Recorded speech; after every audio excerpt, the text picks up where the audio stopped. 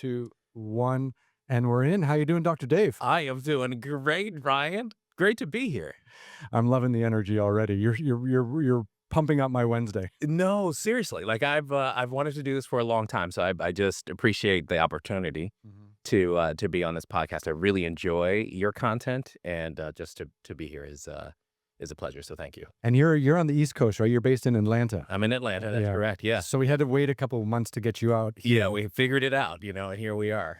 I'm glad you didn't come in January during the fires, and everything is much more relaxed now. But it was chaos there for a while. I can't even imagine. Yeah. I don't think anybody who was not here at the time Yeah.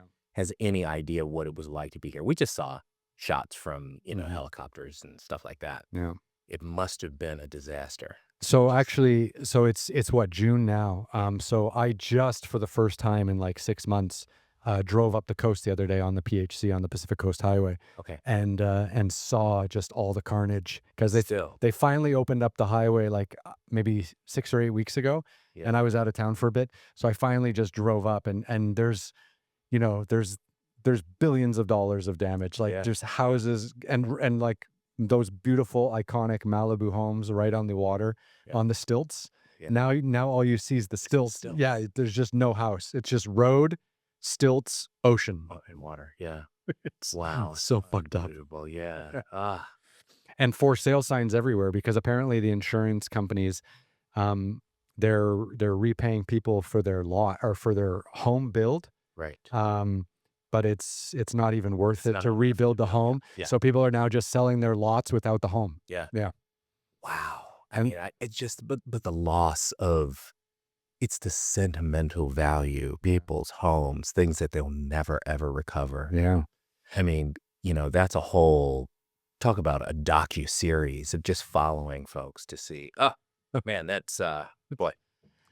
It's heavy. It's heavy. And even still, like 6 months after, you still have lunch with people, around town or whatever. And, they have a cousin staying with them or, they had to move their parents out, to get away from the fires. Like it's like people are still like couch surfing and stuff, even after all this time. So, I mean, anyways, I'm glad you're here in a calm time. Yeah, no, I'm glad to be here. Let's have some fun.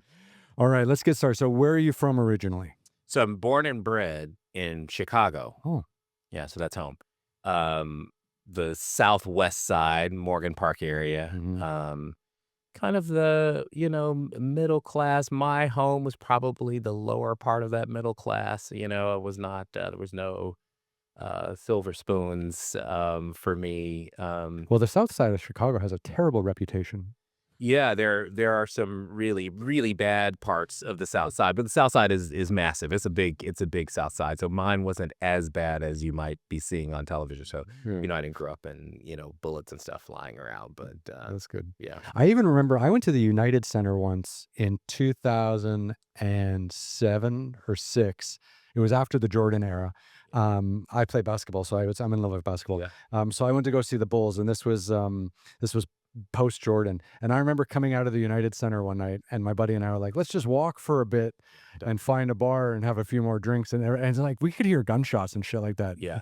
Yeah, no, especially if you're walking toward downtown at that time. Awful. It's all very different now, as you can imagine. I mean, just prime real estate. You're like, what? Why did you let this happen anyway? But that's a very different place during the very early 2000s. Yeah. You don't want to be walking that way. No. Yeah. But it seems like Chicago's on the up again, so that's nice. So what was it like living in such an iconic American city?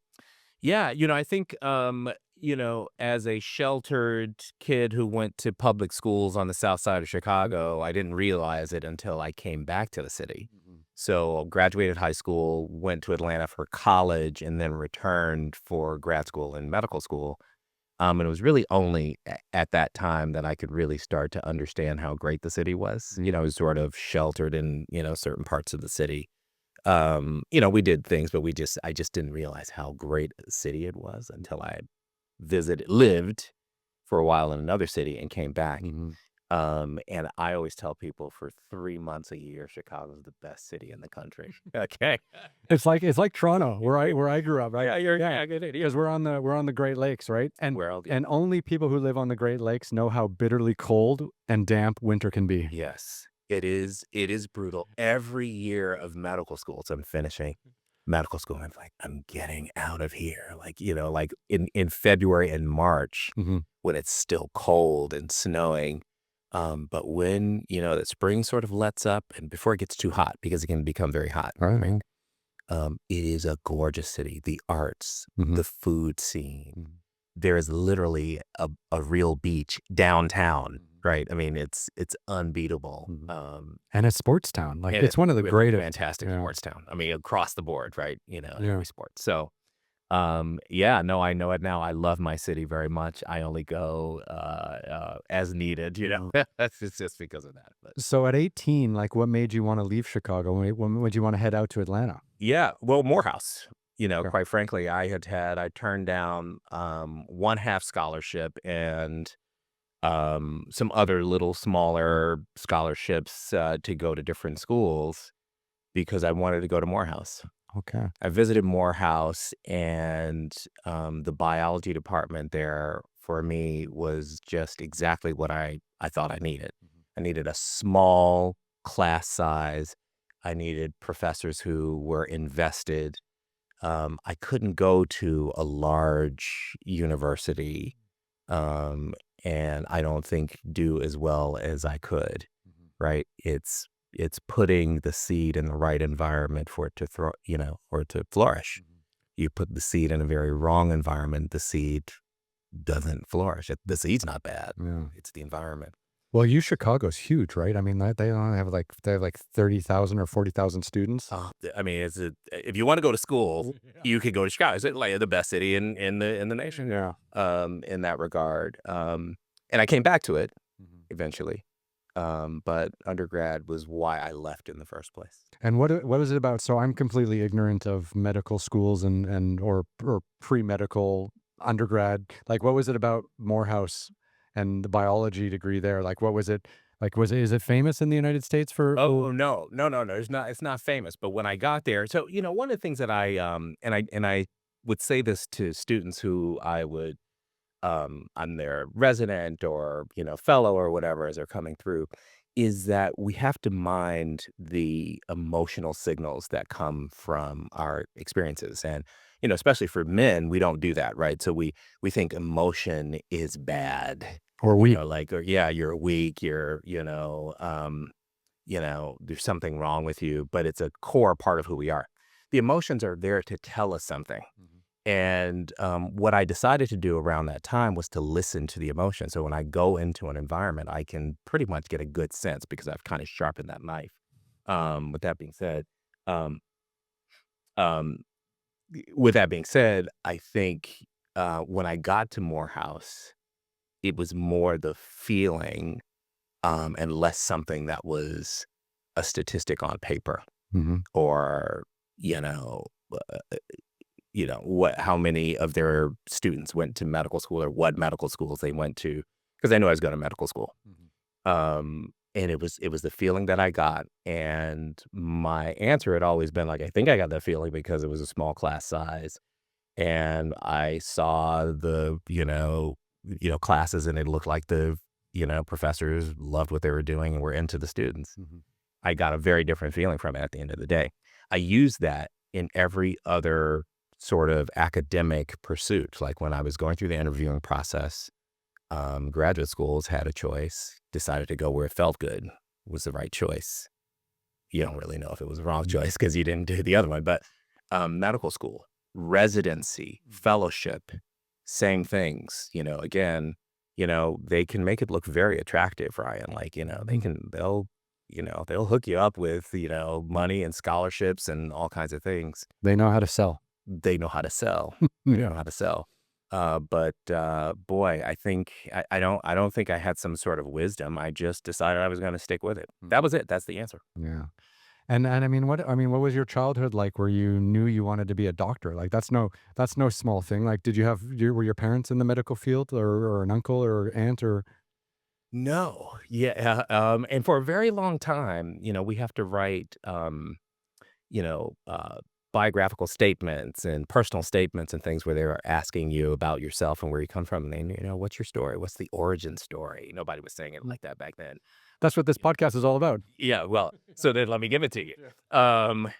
But, I was about 11 years old in my memory. I was about 11 years old when I was saying I wanna be a doctor, um, and meant it, right? "Wanna be a doctor, wanna be a doctor." I remember my mother bought me for Christmas a little doctor's little cart. It had 2 levels, and it had a little fake, little hammer and a stethoscope and all this stuff. So it was around that's where I get the 11 part, right? Mhm. So it was around that age when I was saying it. There are no doctors in my family that I knew of at the time. Mhm. I do have a cousin who is an ophthalmologist, but I didn't know him, and he wasn't an ophthalmologist when I said I wanted to be a doctor because he was probably in like high school or something like that. We weren't that far apart. We're not that far apart in age. There was no physician influence, and I would always tell people it wasn't my pediatrician either. Mm. So my pediatrician, I remember being so excited to come and tell him I wanted to be a doctor. Then we saw him once a year, right? Dr. Young, I can say now because he's probably passed on because he was older at the time. And Dr. Young, and I'm sitting there, he's going through the motions. I'm like, guess what, Dr. Young? He says, yeah, and okay. Say, okay, just guess what? Guess what? He's like, what? I want to be a doctor. Okay. Cough, like all the things they made us do for pre-participation sport physicals. Right. He wasn't listening. He didn't care. Mhm. And I remember feeling a little bit rejected. So it wasn't Dr. Young. Dr. Young was not some sort of influence. I do believe that there's a little bit of providence. I think we all do come with a purpose. I think you have your zone of genius around that purpose. Mhm. Sometimes you can do things that are supposed to be used. They're tools for that purpose. Um, but I think the doctor thing had to come from providence. I think it's just what I was supposed to do. It's amazing how strong, like, the human mind is, though. Like, if you just decide at 12, like, "I'm gonna be an astronaut, I'm gonna be a doctor, I'm gonna be a lawyer," and you just, like, put your head down on that path, you can kind of accomplish anything if you just stick to it. Like, I think the problem we all fall into is, like, when we change directions or we don't have the confidence to follow through with our original vision, right? That's where we kind of fall off the rails. Yeah, yeah. Yeah. Yeah, two points about that is really good. I think it's okay to change Mhm. direction. We don't hear that a lot. We don't, especially in, the medical field as you're sort of going through, that you get to change your mind and it's okay to change your mind. You thought you wanted to be a pediatrician, which I did at the outset. And here I am a cardiologist. Well, there's nothing wrong with that. If you really know you want to be a cardiologist and you are a cardiologist or a surgeon or a podiatrist, it doesn't matter. That's okay too. The ability to pivot, we didn't call it pivot back then, right? All of these words, right? The Mm. vernacular. Yeah. Um, we should just say it's okay to evolve. It's okay to change your mind, Mhm. right? But so, initially, because I loved children so much, it was pediatrician. Mhm. Around 12, I got a, anatomy and physiology book from my friend's mom who had just finished an LPN course. And I loved that book. It What's was called LPN? Anatomy, licensed practical nurse. Okay. Not an RN, so RN's a little bit longer, but this was shorter course. Mhm. She took her anatomy and physiology book, and the book was sitting over in the corner, and I was over there all the time. We were best friends. And I said, can I have this book? She was like, what are you gonna do with this book? Like, can I have the book? I was known to go into the basement and read biology books. Like I would play sport. I did all the normal stuff, 12-year-old kid would do. But I would go downstairs and just read books, biology books, science books. No video games? I eventually Commodore 64 eventually. Yeah. Which it didn't detract from me too much. But all of the things, right? I think I was a normal kid. Maybe, we might have to ask some people. Yeah. But I would be fascinated by this stuff. Not only did I want to read it, I wanted to teach people about it. I had two sisters. I have two sisters, older, and I would read something in the basement, read, practice, and I would go, okay. I remember this vividly. Do you know what a truncus arteriosus is? I was asking my younger of the two sisters. Mm. She was like, get out of my face. They hated it, right? Um, truncus arteriosus, by the way, commercial break, is a vestige of the embryology when you're sort of making your very large artery. Anyway, I was learning this in these books. I was like, somebody's got to hear this for me. So I started to sprout as a teacher and physician right there. Around that time, my friends would start calling me doc because I would do a little stuff like, hey, what's wrong? And pretend to give them shots and stuff like that. So it was really clear, right? What was happening at the time. You were on a mission. Yeah, well, yeah, I was just doing what I loved at the time. This kid was, I don't know. Mhm. It was a little bizarre, but I just loved it. Eventually, I had two friends who would literally sit there and let me teach them biology and anatomy. Kevin and Tyrone, they would literally let me do it. So Those are good friends. really good friends still today, right? So it wasn't like, some abusive relationship, they're in therapy for. Mm. But it started there. Yeah. And then it turned into cardiology. So here's where the personal statements come from and the biographical stuff when you're going through school. My father died suddenly of a massive heart attack. Oh, geez, I'm sorry to I hear was that. 13, God. right? I was just starting high school. My birthday's in November, so I started that September. I was about to turn 14. Boom, gone. No symptom that we know about anyway. And it took a long time for me to realize that that's why you became a cardiologist. I mean, like, it's a no-brainer to everybody to tell the story to, Yeah. but I did not put that down in my personal statements. If you go back to, Northwestern Medical School and see my personal statement, it didn't say, "And my dad died, 10 years ago." I didn't put it in there. From a heart attack, and you wanna be able to stop that from happening again. To figure out why my dad That died from a heart right. attack, yeah. But it's the silliest thing in terms of, like, insight of a young adolescent child. I'm just going along thinking I'm just, plodding along when some of that is when you tell the story, it's just sort of natural next step Mhm. for me to do, and then here I am. Wow. Yeah. That's a great way to deal with trauma, is learning how these things happen and trying to save other people from suffering a similar fate. I suppose that's what it was, Yeah. right? But again, I'm not going through it like, "Oh, this is, was me," but when I get to it now, the passion that I have for it, Yeah. um, is rooted in that, no question. Mhm. And, I say to I have 2 daughters. Say to myself, "I'm 51, I'll be 52 in November. Nope, I'm here for a really long time, so I'm doing all the things." But I'm also, still that little kid who lost his dad is trying to not let somebody else lose theirs. Yeah. So I'm maniacal Mhm. against heart disease. Most of heart disease that kills people is preventable, Mhm. the lion's share. Yeah. Yeah.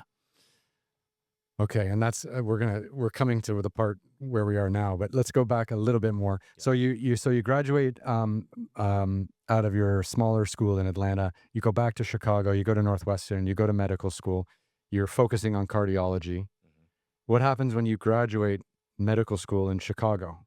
Like, are you planning on living in Chicago? Like, are you working at a hospital there? How did you get back to Atlanta? Yeah, no, so good question. So actually there's a whole other school in there. So I went from Too much, Morehouse. too much school. No, I know, and it's so ridiculous, right? So I went from Morehouse um to do a PhD. So I did a PhD before going to medical school. Are you serious? Yeah, no, it's insane. Wait, what did you do your PhD?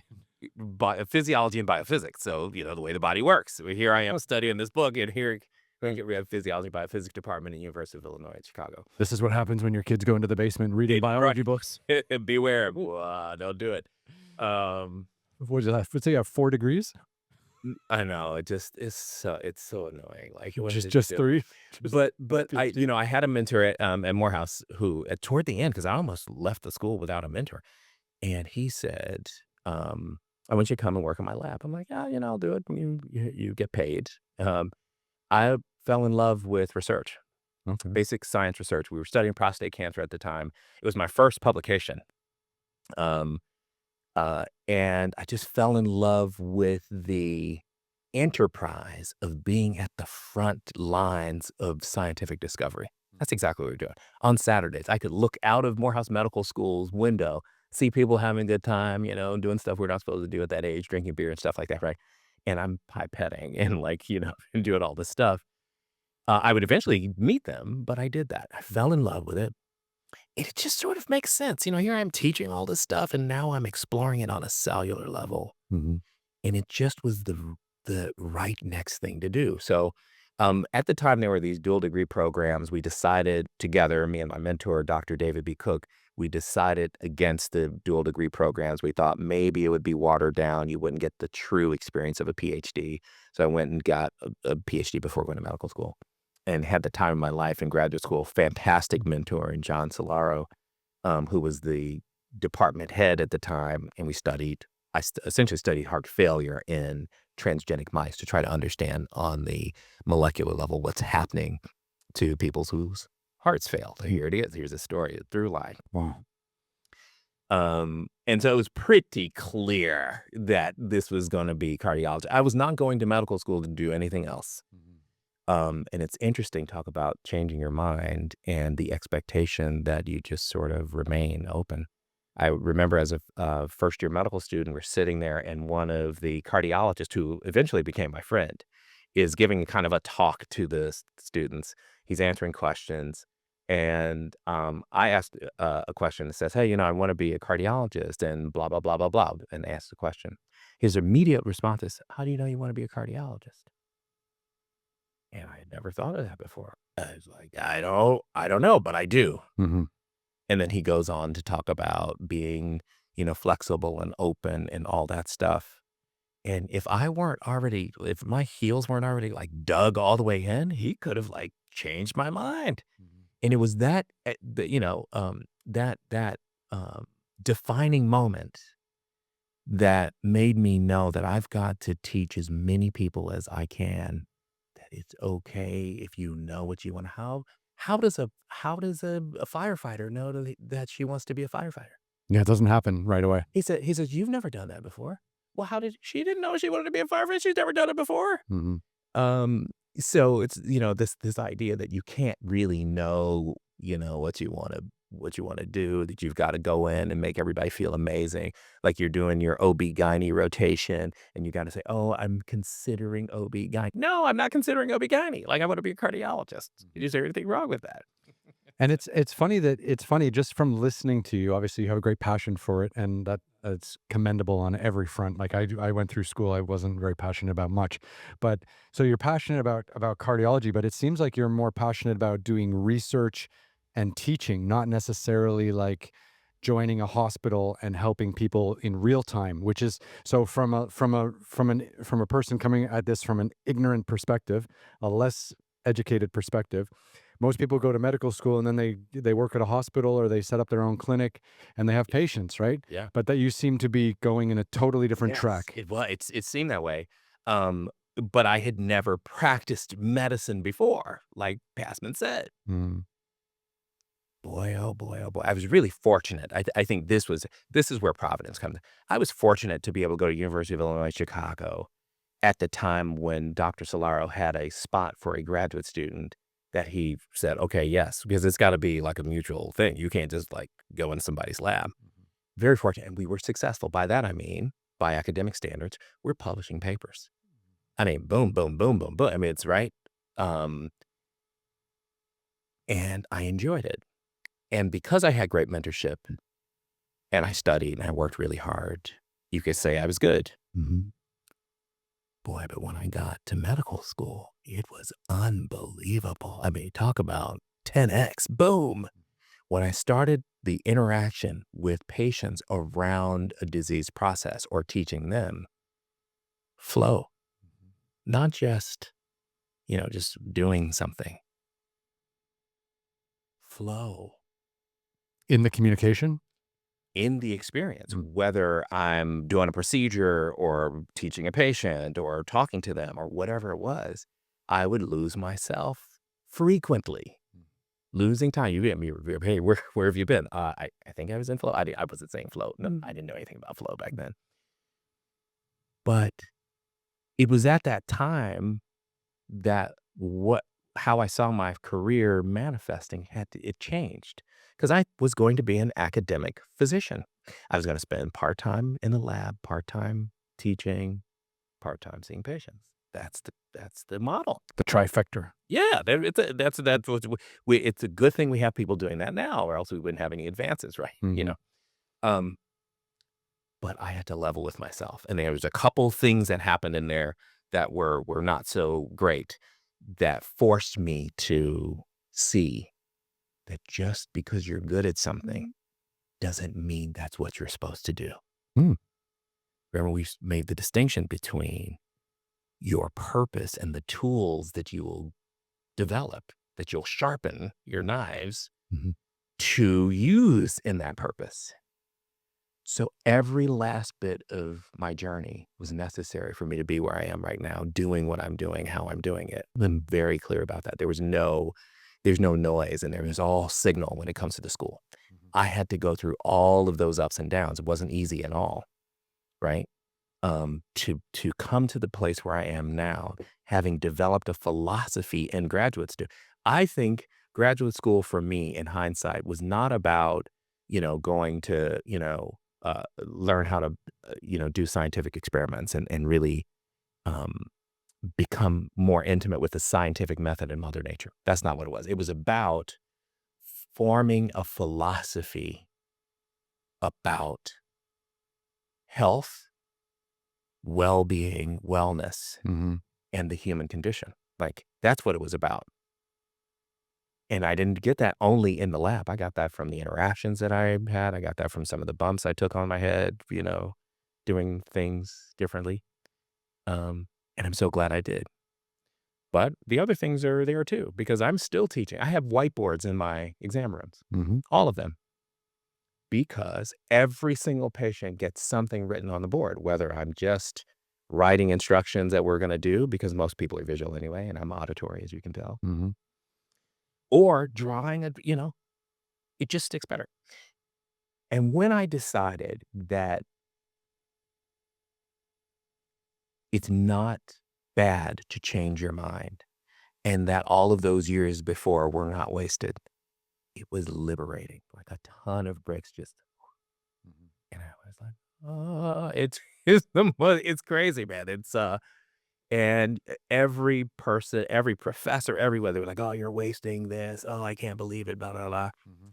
And I just sort of locked into it, and it was at that time, long story to get to your answer, is when I said, I'm going to be a physician, a practicing physician, clinical physician, Mhm. not academic, not doing research. I was looking for jobs. Chicago's market was saturated. I was having a conversation with one of the private cardiologists, and he was gonna offer me less money than I was making in my 2 moonlighting jobs. I was like, I can do moonlighting and make more than this. Mhm. And I was very discouraged. And my then girlfriend, who is now my wife, we were just looking at all the places. We found Piedmont Hospital down in Atlanta. They had an ad. We found it. It was one of the ones we were sending out CVs and stuff. And the rest is history. So you came to this fork in the road where it was like you could be in research, you could be teaching, or you could be dealing with with patients, Yeah, and you decided to forego all that and just focus 100% on the patient experience. that's right. Yeah. To forego the pursuit of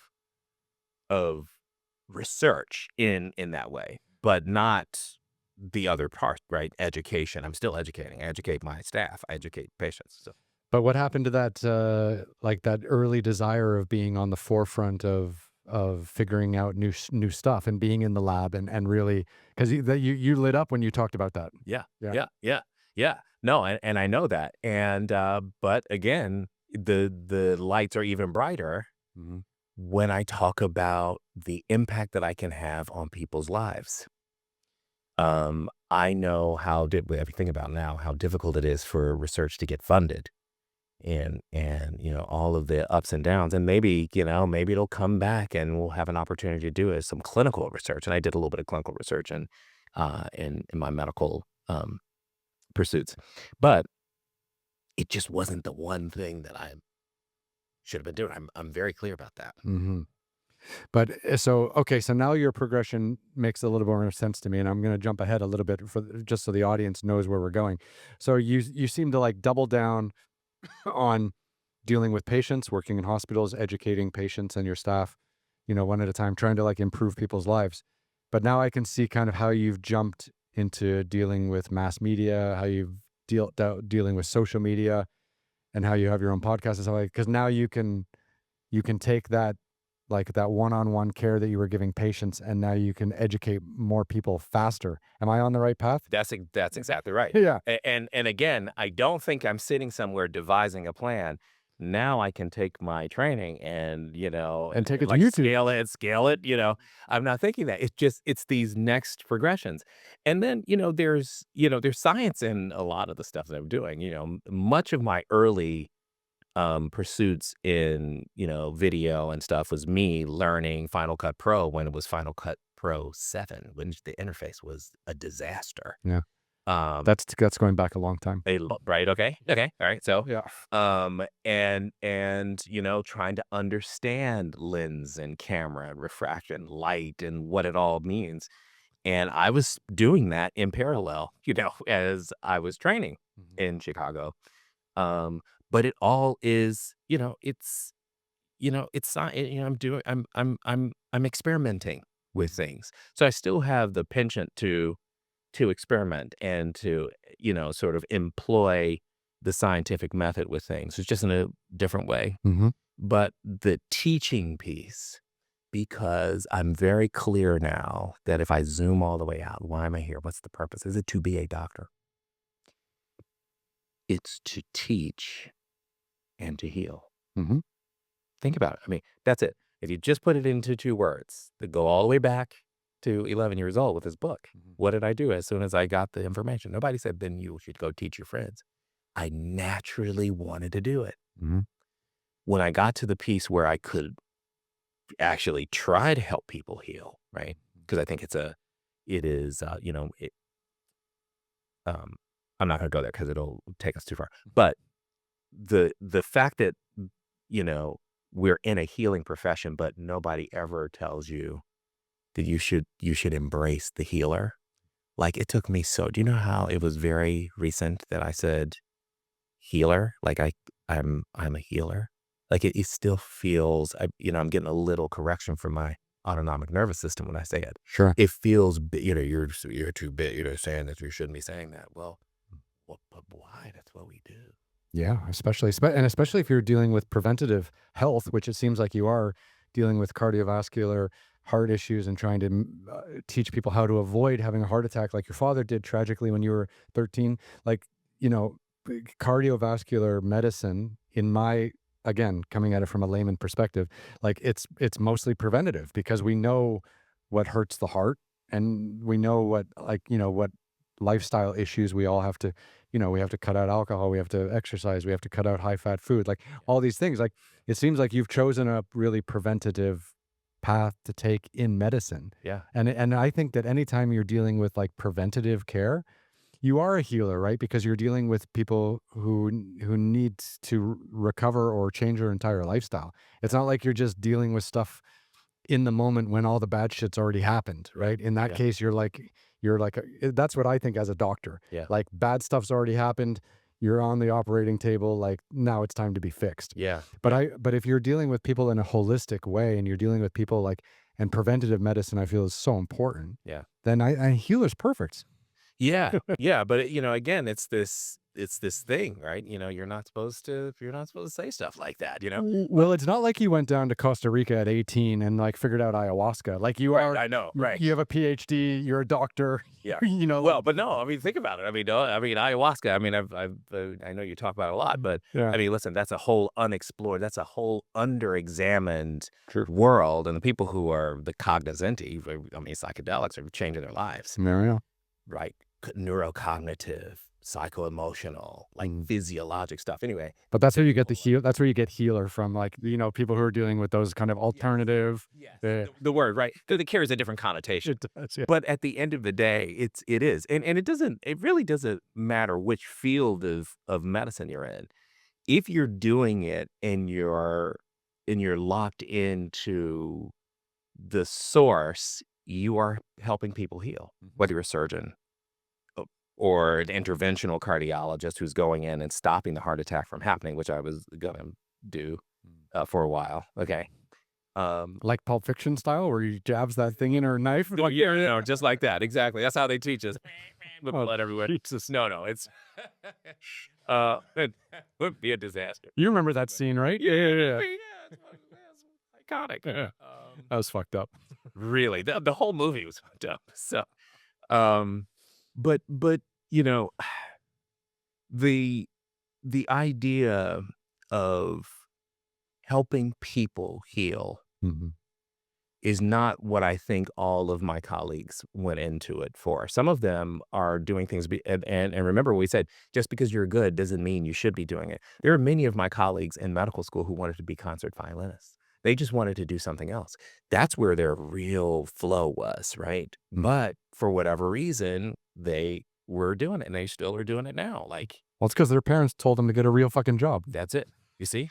But you and that bullshit, that's what throws many people off from their true zone of genius Absolutely. because it's not some kind of no, but can you imagine if you didn't pick up the cameras for the first time? Mhm. Where would we Yeah. the beauty Mhm. that Absolutely. you display? We've never seen some of that stuff before. Yeah.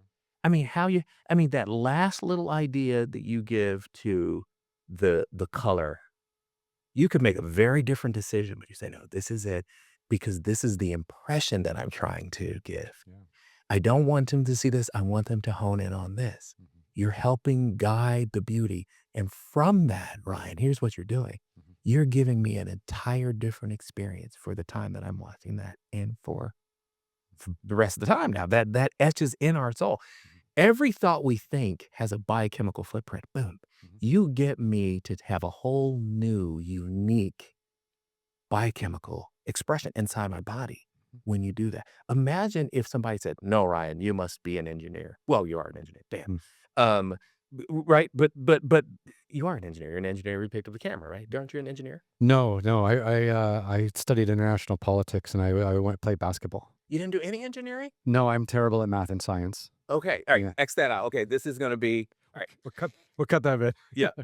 No, I don't know where I got that. So just so you know, and like the audience knows pretty much because I talk about it all the time. So I didn't have any interest in writing or doing photography or making television until after my basketball career was finished, Yeah. because I felt like when you play like elite sports, you have no time for hobbies. You have no time for other interests, right? You're practicing like twice a day, To a day or 2 days. physio, whatever, whatever. Yeah. So it took me 22 years until my career was over, where I was started letting other things into my life, that Yeah. I started figuring out what it is that I've been doing for the last like 20 plus years and what I do today. Yeah. And that none of that came to me until my basketball career was like officially over. Right. Yeah, And because you were really good at basketball. Did you hear what I'm saying? I was okay. Yeah, Yeah. Well, but think about it, right? I mean, you had success. Mhm. You were good at that. Nobody's gonna say, "Oh, yeah, Ryan, you weren't good." You wouldn't have been able to do what you did. But then your flow, I mean, you're just locked into your zone of genius, man. Thank you.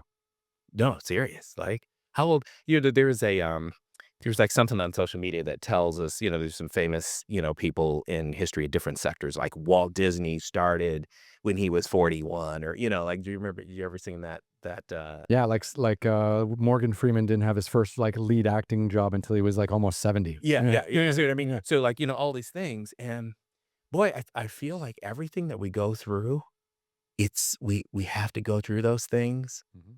to be able to finally get to this nirvana for where we're supposed to be, like our purpose, like you're living in it.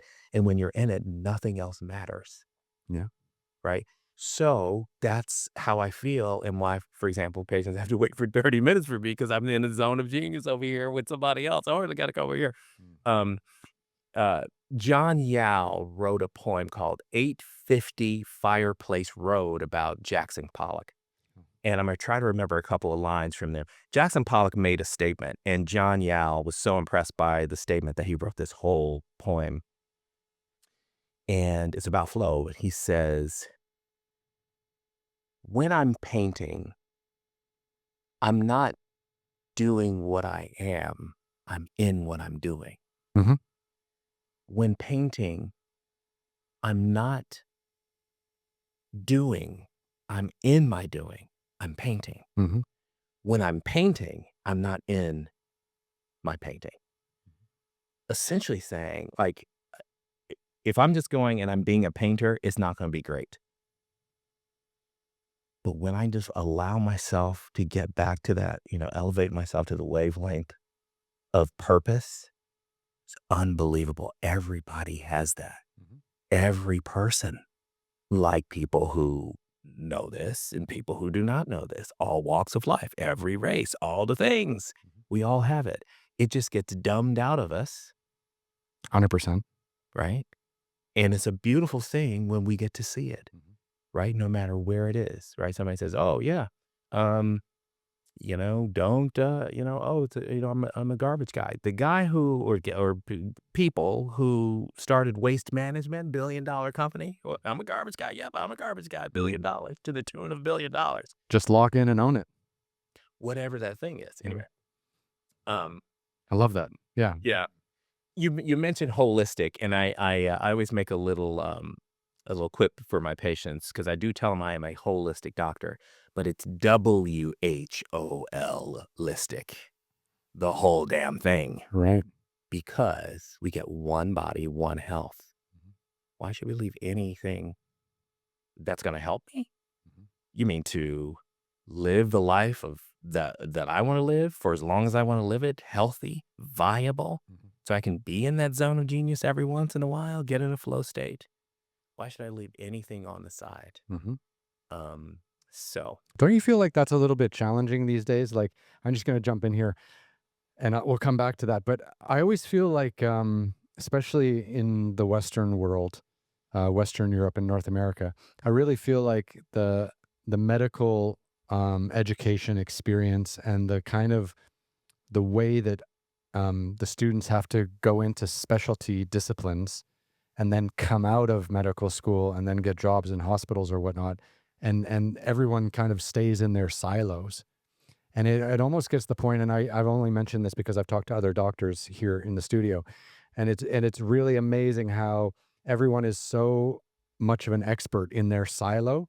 They have literally no idea what's happening in all the other silos. So what we have is like we have kind of like a disconnected medical healthcare experience where this is happening in your lung, but actually, someone who understands the entire body and not just a lung might notice that it's something, in your gallbladder or something that's actually affecting what's going on in your lung, which is also why you get headaches. Like, there's more going on here, you know, in our whole body and the way things are connected than I feel like the medical profession today allows for, or at least the way it's being taught. And I'm curious if you have an opinion about that because I've talked to a lot of, I think I've talked to probably more than like 10 or 15 doctors on the show, and it's amazing how people are starting to kind of gravitate around this, like not being able to understand more of the human body. yeah. Well, so there's a lot there. So I was a physiologist before I became a cardiologist. So you have to learn the entire, what we knew at the time about physiology. And that's a really important statement. We used to bloodlet for fevers. You don't do that anymore. You put a whole pint of your blood or two Mhm. into a pail and hope you did okay. Everybody's like, pail, no blood. Your blood's in the bucket down there. Or use leeches. Right? You see what I'm saying? So my point is that as medical science advances and we really understand more of what the creator built, it is so good, man. It's so good. We're going to get more and more information, and it's not humanly possible to be an expert in all of it. Mhm. So There is in your story, there are 2 main points for me. One is that the way that we interact, the interfacing of the different specialties is the problem. AI is gonna help us do that, to interface and collaborate better, okay? But you have to have somebody who focuses and drills down. Because you drill down, because I'm a cardiologist, it doesn't mean that, well, and my story is a little bit different just because I was a physiologist first. So I'm naturally thinking of many other systems, but I can't know all of the inner workings of the endocrine system like an endocrinologist knows, just like she can't know what I know about cardiology. And it's ever changing. We're getting more and more information. Things that we thought were right, we don't talk about anymore. What's endocrine? Oh, endocrine is hormones essentially, Huh. right? So, all of them, cortisol. We talk about hormones. So, thyroid hormones, pituitary hormones, adrenal gland hormones, your hormones, and the heart actually has a hormone too. But really understanding hormones, neurologist focused on the nervous system. All of these systems affect every other part of your body. We don't have one, we don't walk around as a silo of endocrine, and we don't walk around, we're interconnected. But because it's so vastly, because it's changing so fast and what's already known is vast, it's hard to go deep. Mhm. If you're so, what you would have is somebody who is just scratching the surface, when to really help people, Mhm. now that we know, we got to go deeper. So it is, how do we get that information to connect with the other expert, and not do it, not to, in other words, don't stop going deeper. Figure out how you can put the information together seamlessly. That's the Mhm. that's the piece. Yeah. And not be lazy about continuing to upgrade your knowledge about everything that's changing every day, right? Like I think too, like, in every industry people kind of get stuck in their ways at some stage, and I'm sure the medical industry is similar. And like it seems like you have a real passion for continuing to learn and stuff like that, which is really exciting and encouraging. But I mean, you have to be in the minority probably, because a lot of people probably don't have that enthusiasm and that energy. Yeah, I think it's also back to, why you're doing it. If you're doing it because mom said you're going to do this, you probably don't. You're probably playing your violin. Put that violin away. Yeah, like all the time. Okay, okay. What were you saying, patient? Mm. Um, but if you really truly love it, you can't help but to do it. Like, Mhm. you love thinking about it. And all of the new things that are happening, and how I think AI is going to really take us to the next level of medical errors, and really getting to the bottom of some conditions that we don't really understand, cancer, neuropathic things, right? So, Alzheimer's, dementia, Parkinson's disease, right? Little things like neuropathy, right? When people have tinnitus, like there's some things that I think artificial intelligence is going to help us do. But I think that it will break us off even further. So cardiology was just a specialty by itself, and now there are 4 different kinds of cardiology, 5 now. There's a new one, a cardio-oncologist, Oh. okay? Preventive, interventional, electrophysiology, and heart failure. And you actually, you could say valve, but valve is usually kind of in a general preventive doctor like me. And boy, if we get some more, and it's just gonna branch off even further. But how do you put that together? I think the synthesizing part, and perhaps the human brain can do it. We just haven't unlocked that part Yeah. of our brain yet. William James was famous for saying, compared to what we ought to be, we're only half awake. We're only using part of our mental and physical resources. Yeah. I think that's right. He says at the end of that passage, he says, um, stating the thing broadly, the human individual lives well within his limits. He has various powers. He has powers of various sorts that he habitually fails to use. Yeah.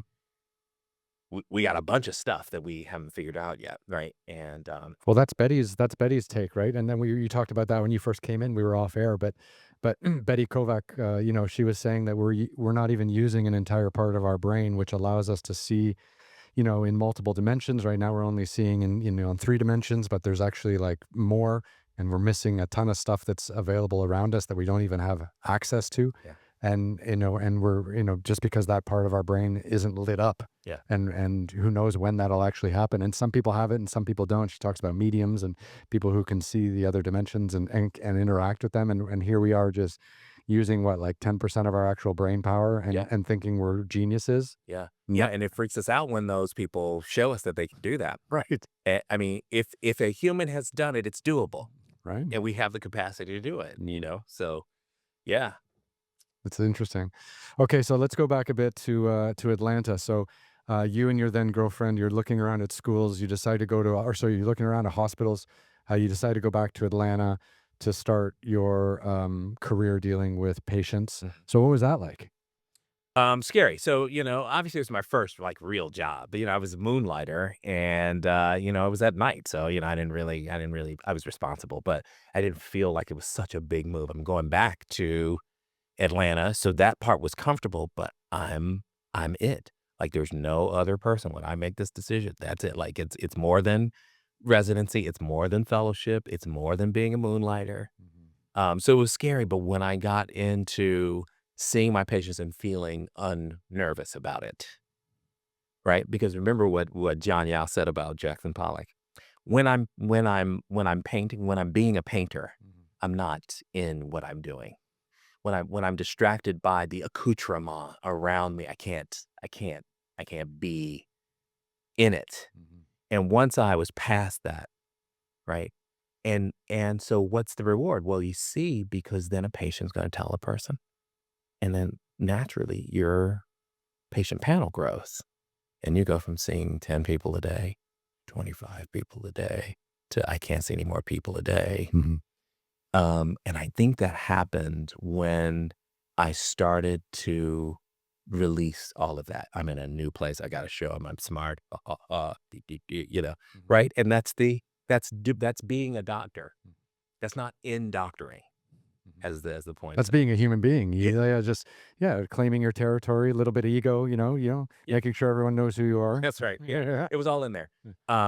But boy, it's when my wait times went up, whenever that was, I think that's when I locked in.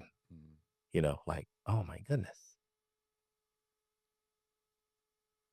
I mean, that's what I think, right? Because we have 15 minutes for a return patient, 30 minutes for a brand new patient. 15 minutes and we're just getting started. We're just warming. You cannot take care of a complex human being, even if you're just focused on the cardiology in 15 minutes. You can't do it. Even if someone just needs a Band-Aid on their finger, you'd still need to warm them up a little, right? I know, right? Come on, appetizer, come on.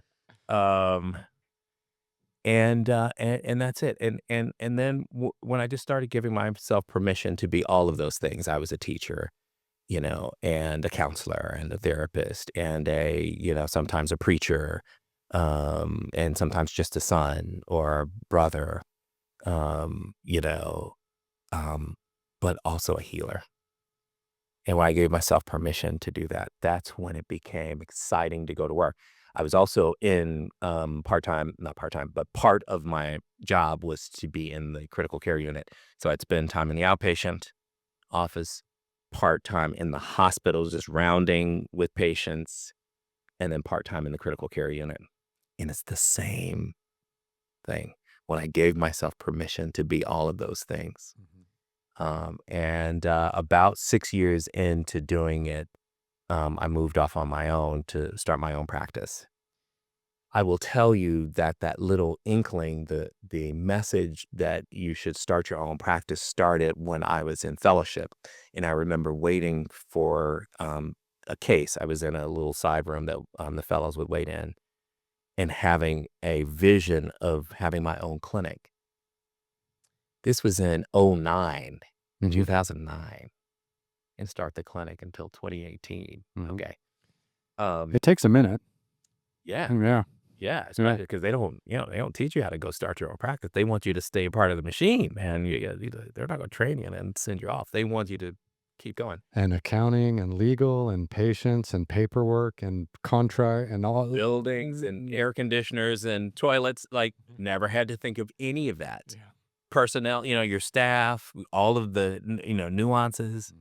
Mhm. Never had to think of any of that, never was trained to do it, went out and unfortunately reinvented the wheel instead of having some mentorship, which I won't do it that way again. But uh, about a month in to the new practice, I thought I made the biggest mistake of my life. I was like, oh, this is a disaster. Let me call them back and see if I can go back to my old job. That's how you know you're on the right track. It was, I mean, my eyes were big. My adrenaline was, I mean, my blood pressure must have been through the roof. I wouldn't dare go see Dr. Bradwood at that time. Um, and then 3 months in, I was like, why did I do this 5 years ago? Like it took some time to really kind of get our feet under me. And I remember one of my patients still today, who was he was a practicing dentist at the time. He says, I it must have been on my face because he followed me from the old place. He says, "Don't worry, it'll pick up." I mean, I probably was looking like a deer in headlights, because he had seen me when I was relatively relaxed or, just like locked in. Yeah. And he was like, "Don't worry." When all the bills are paid around you, it's pretty easy to relax, right? Yeah, yeah. When the staff is doing what they're supposed to do, because that wasn't the first month. I'm like, these are all the wrong people. Yeah. Like, I hired all the wrong people, and I had to say, I don't know what I'm doing. Mhm. I have no idea what I'm doing. Such a great feeling, isn't it? It's frightening as hell. Yeah. Oh, man. But all of that had to happen. All the things that, and it's not like it's smooth after that. Like, you still have to go through it to become what you truly can be, but more than that. See, that clinic is not about Dave Montgomery, and I'm really clear about this. In order for this for Prevent Clinic to become what it can be for people, we've gotta go through some more of that. Mhm. I've gotta I can feel it. Um, and, we had a difficult period where we had to usher some staff out recently, who were toxifying the environment. Mhm. And, Peter Drucker says, "Culture eats, strategy for breakfast." I'm like, "Oh, That's true. I read that before, but now I know Peter Drucker Peter Drucker is Peter Drucker for a reason, okay? Yeah. Rest his soul." Um, So the Prevent Clinic, what do you do there? Like, what's your specialty? it's cardiology. So it started off as cardiology. It was just me. All I wanted to do, so I guess I should tell that story, right? Because Mm. that's a whole other origin story. Mm. Heart disease kills more people than it should, and it's been that way for a long time. And part of the reason why it kills more people than it should and kills more people than any of the cancers combined, in my mind, is twofold. Number one, we don't screen people enough. We don't test people enough. And number two, when we see that they have it, when we find risk factors and diseases, or we find heart disease, we're not aggressive enough. Mm. And that, unfortunately, is just the state of American cardiology. Those two things seem easily reversible. Yeah, you would think they're easy. Like, how much does a test cost to do to figure out if someone has an underlying cardiovascular issue? Like, is it is It it can be is it expensive. is it? But it's not like 20 grand or something like that. No, It's like no, it's no. got to be within a range where people can get this done in their 20s and 30s Yeah. if they're living a lifestyle that's going to lead to that, right? Yeah, so and you would start the screening when you had the best shot of identifying it, right? So, for example, we get our prostates checked at a certain we don't start getting our prostates checked, the PSA checked at 15, right? Because there's no incidence of prostate problems at 15 necessarily. Um but yeah, so there's a time point. I think that time point is 40 for everybody. Everybody who's 40 and above should have a heart screen. Mm. The heart screen is not cheap across socioeconomic classes. Our guidelines take into consideration socioeconomic class. The guidelines for cardiology and the AHA and the ACC have to sort of try to care for 300 million Americans. That's tough. Well, it's not. We're not doing a good job. No. I don't see 300 million Americans. I see my demographic of patients, and somebody else sees another demographic of patients. The problem is the guidelines don't give us, they don't say in the guidelines, but if your patient can afford this and they've got insurance from employers or they want to pay out of pocket, that you should do this. And we're so guideline, like, whatever the word is. We're just, Addicted. that's, thank you. Something like Yeah. that. Yes, I like this. See, I'm going to come to you for It's the word. because the whole system is so litigious. I just feel like everyone is so afraid of like giving you a real opinion or taking you down a different path because everyone sues everyone in this country, and doctors are terrified, and they should be, right? Because even if you have malpractice insurance, if you do get sued, it's going to double or triple, right? And like malpractice insurance can bankrupt entire. I'm just speaking from other practices, like from other people I've talked to. Yeah. It's terrifying. Yeah. That doesn't happen in Canada. That doesn't happen in Europe. Yep. Right. Yep. Exactly. But what we don't see clearly enough is that when you only do guideline, because we're doing guideline-based medicine now, and cardiology has the worst statistics of all medical fields. Think about it. We have more deaths than the cancers combined. You would think, oh yeah, so cancer must be the worst statistics. It's not. I just told you. Far and away, more people die of preventable heart disease than the major cancers combined. I did not know that. Yeah, no, it's Google. It's, put in your LLM, man. It's going to come back to you. I'm telling you. Mhm. And so to me, that doesn't make sense. And if the reason for it is that we have to do it this way, then I don't want to do it this way anymore. It's not working. It's obviously not working.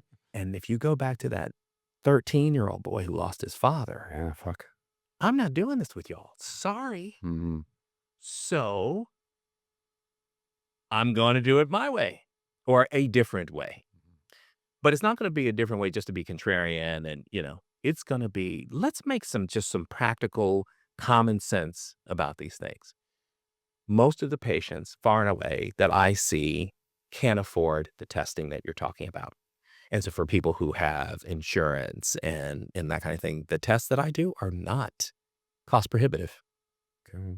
But still, the people who can be screened are not screened. Right. Think about it. Because if the people who could, the numbers wouldn't be as bad.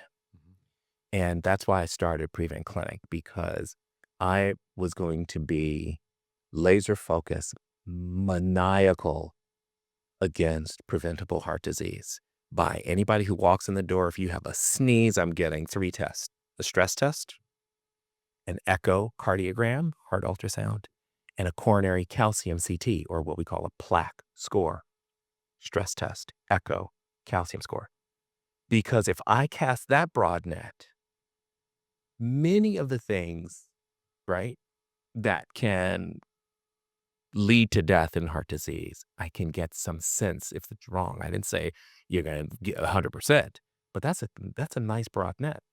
If I then, that's screening. If I then do deeper screening, when I find something, I go a little bit deeper until we find what we have to find. We go deeper, deeper, deeper. And for people who have symptoms, that's a whole other group of people. If you have symptoms, I'm having chest pain, palpitations, I'm fainting, those are a different set of people. So if you do the aggressive testing, you're going to see what's, ailing people, and you're going to help them get over it. But you can't be apologetic about your treatment. People don't want to take medicine. Sometimes their mother gave them a gene that makes their cholesterol really high, and that's just what it is. Sure. I'm the Whole-istic doctor. We're not going to not use pharmaceuticals because of your health view, the worldview of your health, right? Your health view, culturally, what you believe about medicine, healthcare, what happened to you, personally, what happened to your mother, some friend or something like that. It helps us, our own health identity. And my job is to sort of help change perceptions a little bit, change the lens, reframe, not necessarily so I can write your prescription.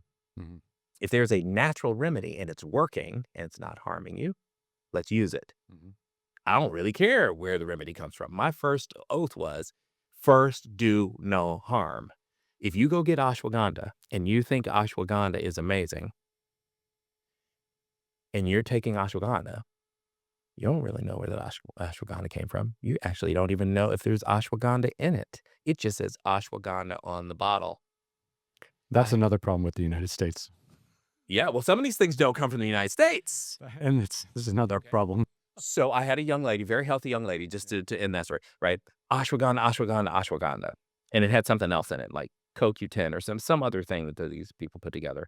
Her liver, she was about to go into liver failure. Oh, shit.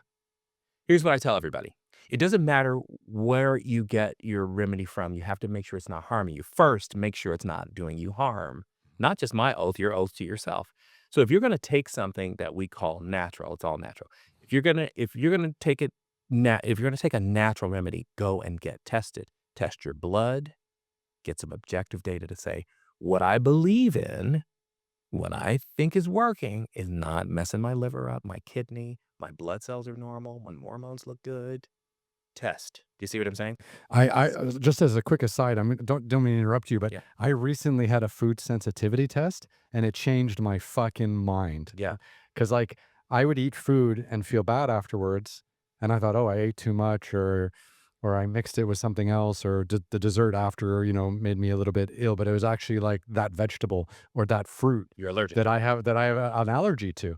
I'm in my mid 40s and like it took me 45-ish years to like go and get a food sensitivity test and figure out like, oh, like mustard makes me sick. Yeah. And I used to put mustard on everything, like just these little things. Yeah. Just as a bit of an aside, like, Yeah. No, but no, that is not that's exactly what I'm talking yeah, about, right? You're just really just saying, man, my standards are too high for me to always, and when I eat this to have this feeling.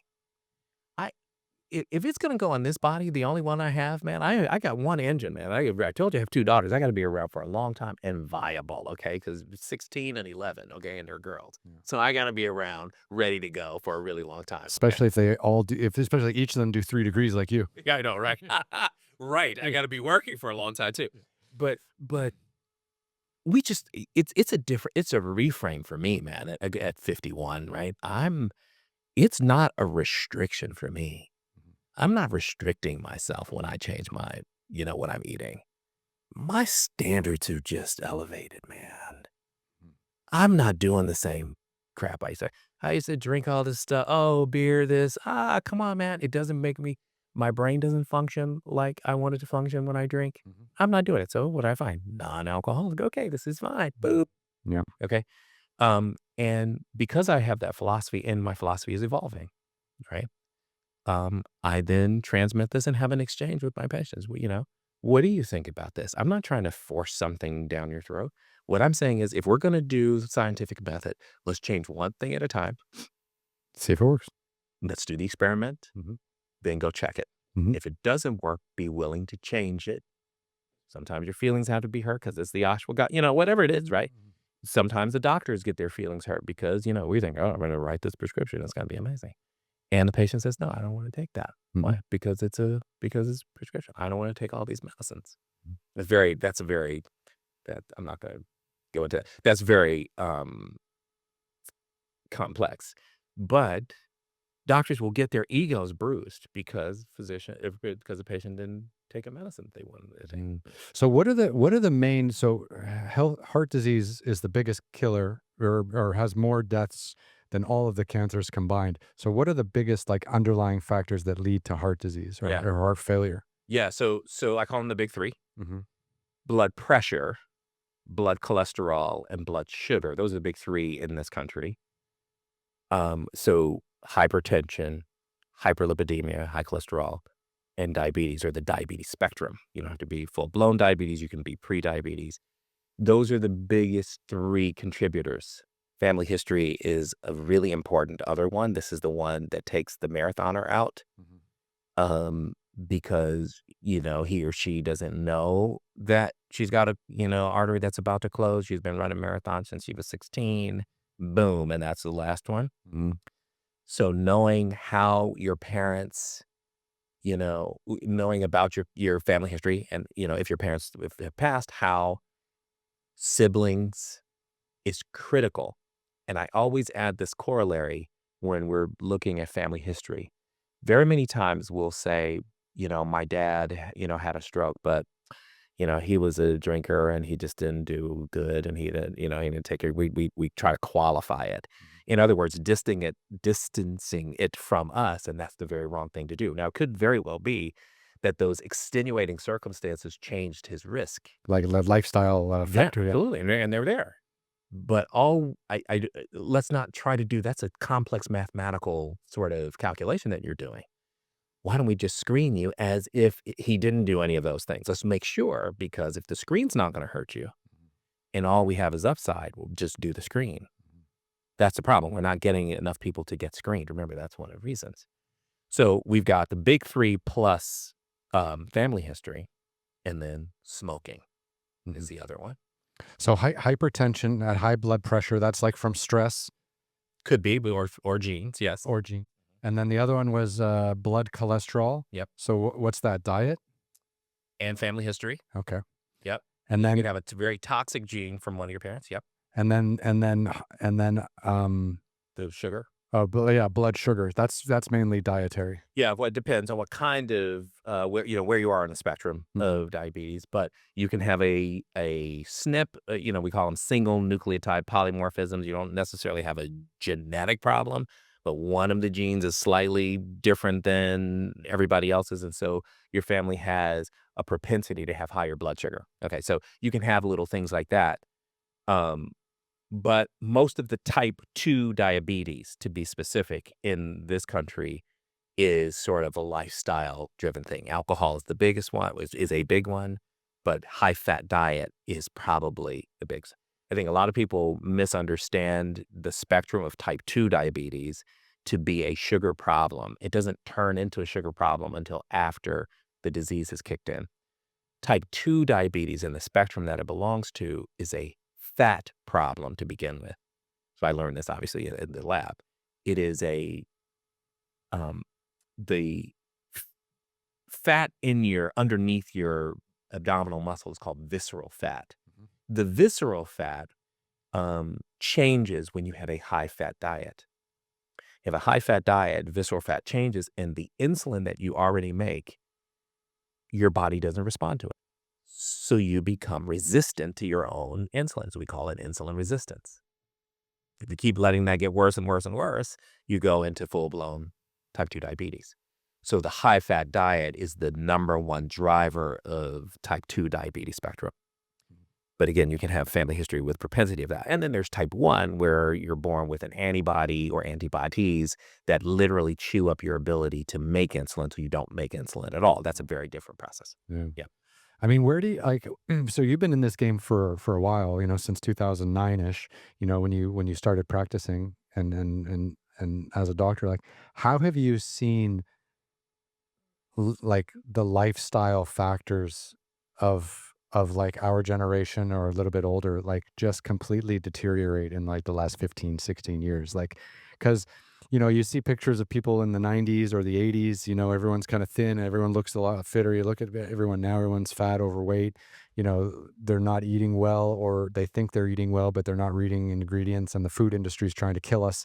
Like, where do you see, because like in my mind, you're a hero, and everything against the odds are completely stacked against you because of all the lifestyle factors and the food industry here in the United States.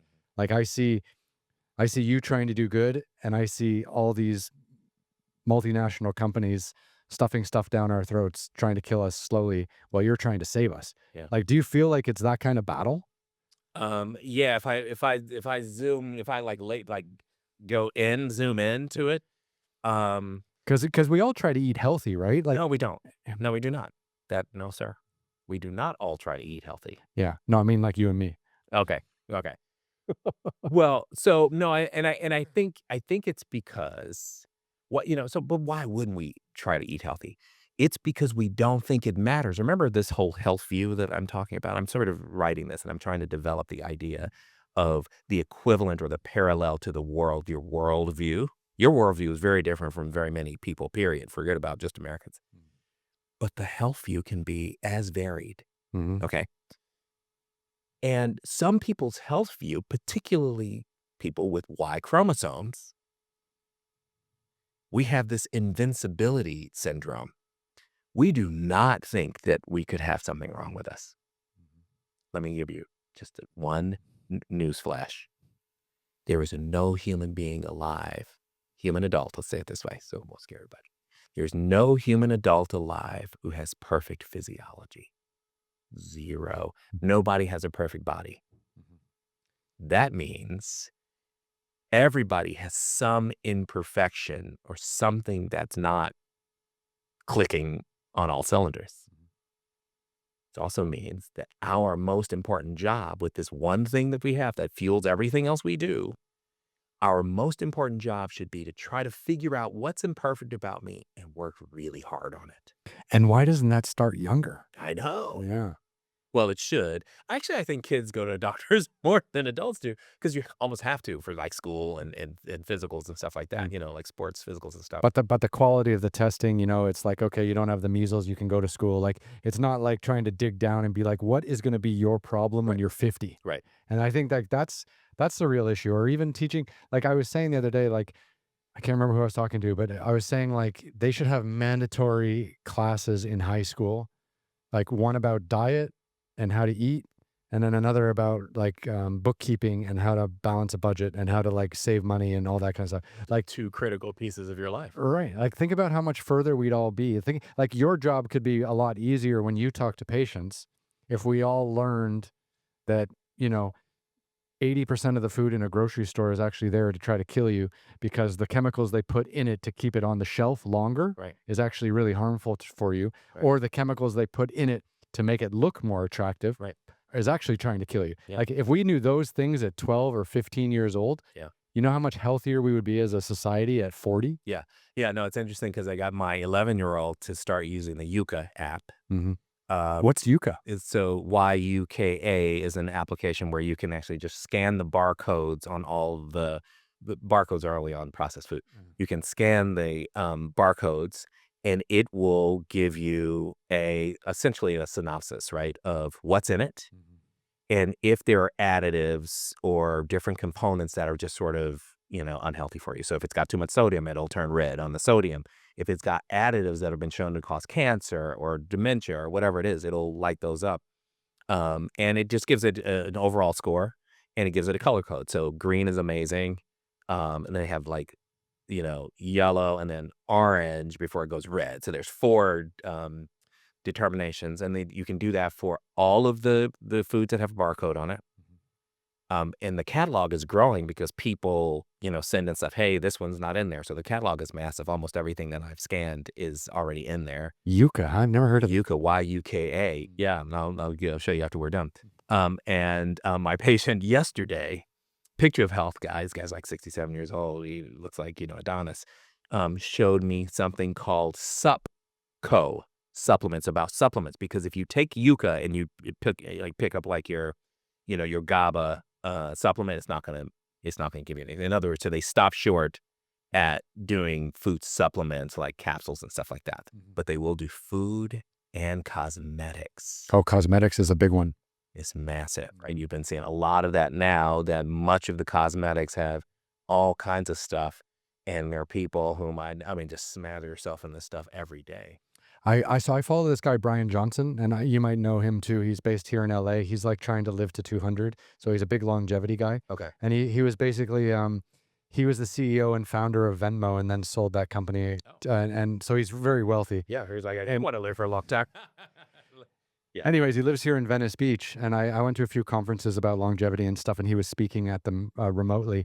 But he basically puts himself on this path every day of his life now, where they, and it's all open source. It's what he eats, how he tests his body, sauna, cold plunge, exercise, red light therapy. So careful about his diet, and everything he eats, he does a full scanning on. So he sends it to this company that comes back and does this full scan. And he was saying something like 80 or 90% of the commercially available proteins that people use after they exercise at the gym contain heavy metals. Yes. and no one knows it. Yeah. You're not even thinking about that. In fact, the people who make it aren't thinking about that. That's the fucked up thing. It's contaminant. They don't know what's in there. Mhm. They're not putting it in there. So think about this.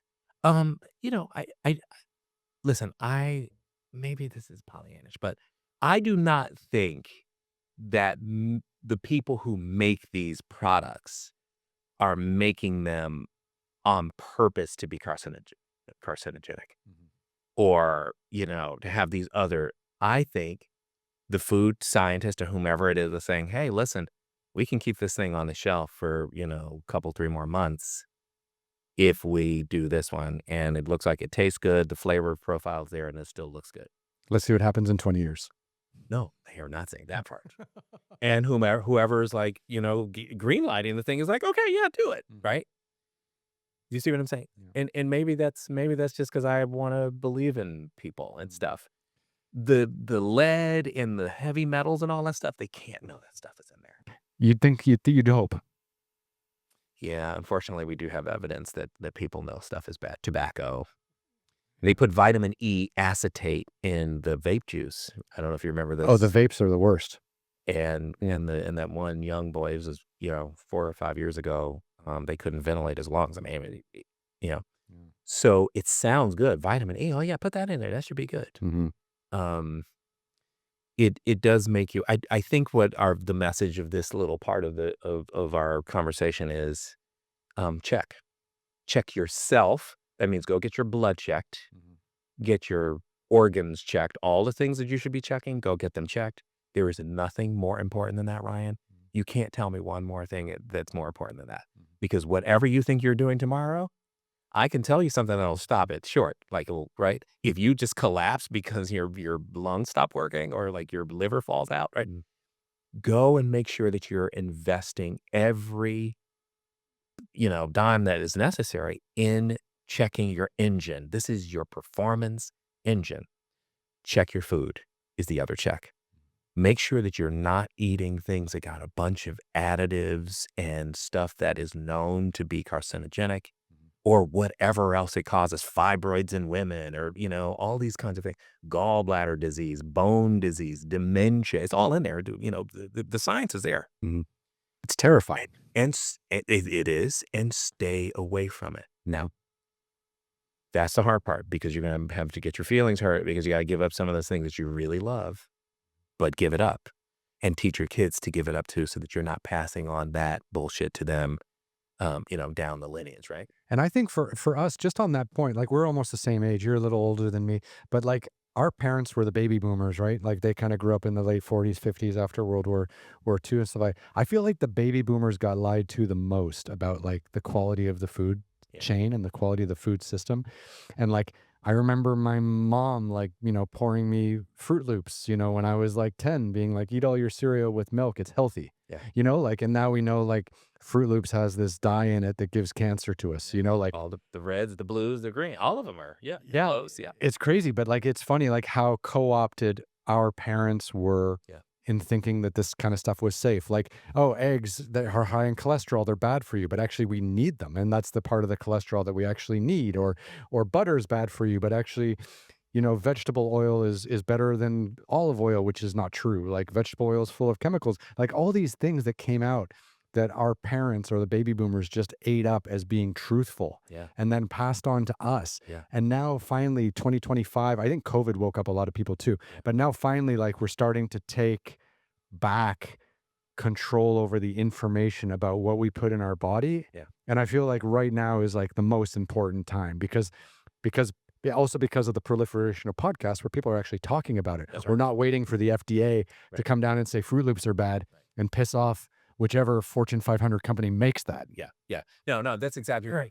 And our parents were not trying to poison us. They were just doing what they told them, right? So, somebody said, "Hey, these Fruit Loops are great. It's wholesome. Here's a milk," and they would show you on the box cereal, a little piece of like slice of toast, a glass of juice, right? This is a wholesome breakfast. Tropicana, 80% sugar. You see what I'm saying? Yeah. But and how were they supposed to go and check? Are they gonna go down to the public library? There wasn't gonna be in there. The research wasn't there, you see? So This is why I think technology, people are like, "Oh boy, AI is gonna be the end." Well, they said that about us too. Like Commodore 64 was supposed to kill us all. Like we were, like computers, like, "Oh, these computers." Like, come on. Cell phones, oh. Um, and I think if we just sort of focus on using them for good, not for evil, we're gonna get there.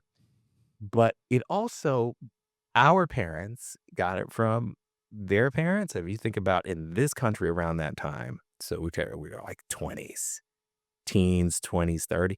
The 30s in this country, oh my goodness. Yeah. Well, there wasn't a lot of excess at that You time. didn't, exact. So think about this. Whatever, pardon me, eat every drop of food on this plate because we don't know where the next one might be coming from. You didn't say that to the kid, but that's why you did that. So that kind of instruction. I mean, that was the rule in the house because I mean, it wasn't good. Now, think about as the Industrial Revolution really kind of hardened and calloused, right? It really was locked in, and all of these things were coming from the food industry and all that stuff. It's a faster, cheaper for them, more profit for them. They're just pumping it out. It's more accessible. And the growth of the suburbs and the growth of the grocery store, which kind of came up with the baby boomers, right? That's Yeah. right, right. So you're not right, Yeah. exactly. The convenience piece, right? Mhm. I think that's what I'm talking about, kind of how the Industrial Revolution really did harden for us. And then the message was still in there. It didn't change. The message didn't evolve with everything else. Mm. The message was still eat everything on your plate. And as the plate became bigger, eat everything on your plate. Mhm. See? And that value proposition, right? Like There you go. 2 for 1, get a special, eat it all, blah, blah, blah. And all that shit's just poisonous. That's right. Yeah. And now we know people, and then, we go to Okinawa, Japan. And they're like, "Don't eat everything necessarily on your plate. Stop when you're 80% full." Mhm. I'm doing that. I don't like I listen, the Blue Zone thing, I'm watching every Blue Zone, reading the book, Dan Buettner, everybody. Mhm. Like these people are showing you what to do. Mhm. They don't have I mean, they have some, some great chains, but it's not like they are the only ones, right? So Okinawa, Sardinia, we got these different places. You got Loma Linda, California. These are blue zones where people are doing. They're very genetically different, okay? Except that we're human, right? But they're all doing it. So it's not some genetic lottery. Mhm. It's a choice. Well, sign me up. Or maybe just a lack of choice. Like if you Mhm. take someone on a small island in southern Japan, they don't have access to McDonald's or whatever, whatever, That's right. and they have to eat from the sea, and they have to eat locally, and they have to grow their own food. And they have to go and field it themselves. And that lack of choice actually leads to a much healthier lifestyle as long as they're eating locally and managing their food sources. Whereas, whereas our parents, they moved out to the suburbs to get out of the city because there was poverty and crime and whatever. And when we moved out to the suburbs, we needed to get our food because we couldn't go to the markets where the farmers brought everything fresh into the city. That's right. So then it's the big box grocery stores, and then it's shit like Costco, Yep. and then their health goes to shit, and then they just teach us Coca-Cola for breakfast and sugary cereal all the way, and then you get people in their 50s getting cancer. Yeah. My hope is that the younger generations, the Zs and the Ayers and the millennials, right? They're the older ones in this whole thing, but the millennials and the Zers and the As, the alphas, that they will change the tide, that they will say, "Nope, we're not doing it." If the FD&C, number 5 is out and the 30 or 40 is out, all of them are out. We're not buying things that have red in it or yellow in it. That stuff's from petroleum, by the way. When I was commenting on the news when the ban and stuff came out, and I'm like, why does it make sense for us to eat the derivative of petroleum? Well, petroleum products are also in the Cosmetics. cosmetics, yeah. And we smother ourselves up with petroleum. Mhm. Tell me, why wouldn't you suspect that you would develop some kind of problem? That's insane. Years and years, every day putting this, you know what I mean? So, But where doesn't isn't it the government's job to protect us from poisonous consumer products, like, just in general? yes. And that's the part that feels so, the impropriety, Mm, the betrayal. yeah. So they are supposed to. but they're not. And guess what? Are we just going to just ride it out? No, we're going to take it in our own hands. And the people have always had to do that when there's a big sea change. I think that's got to happen now.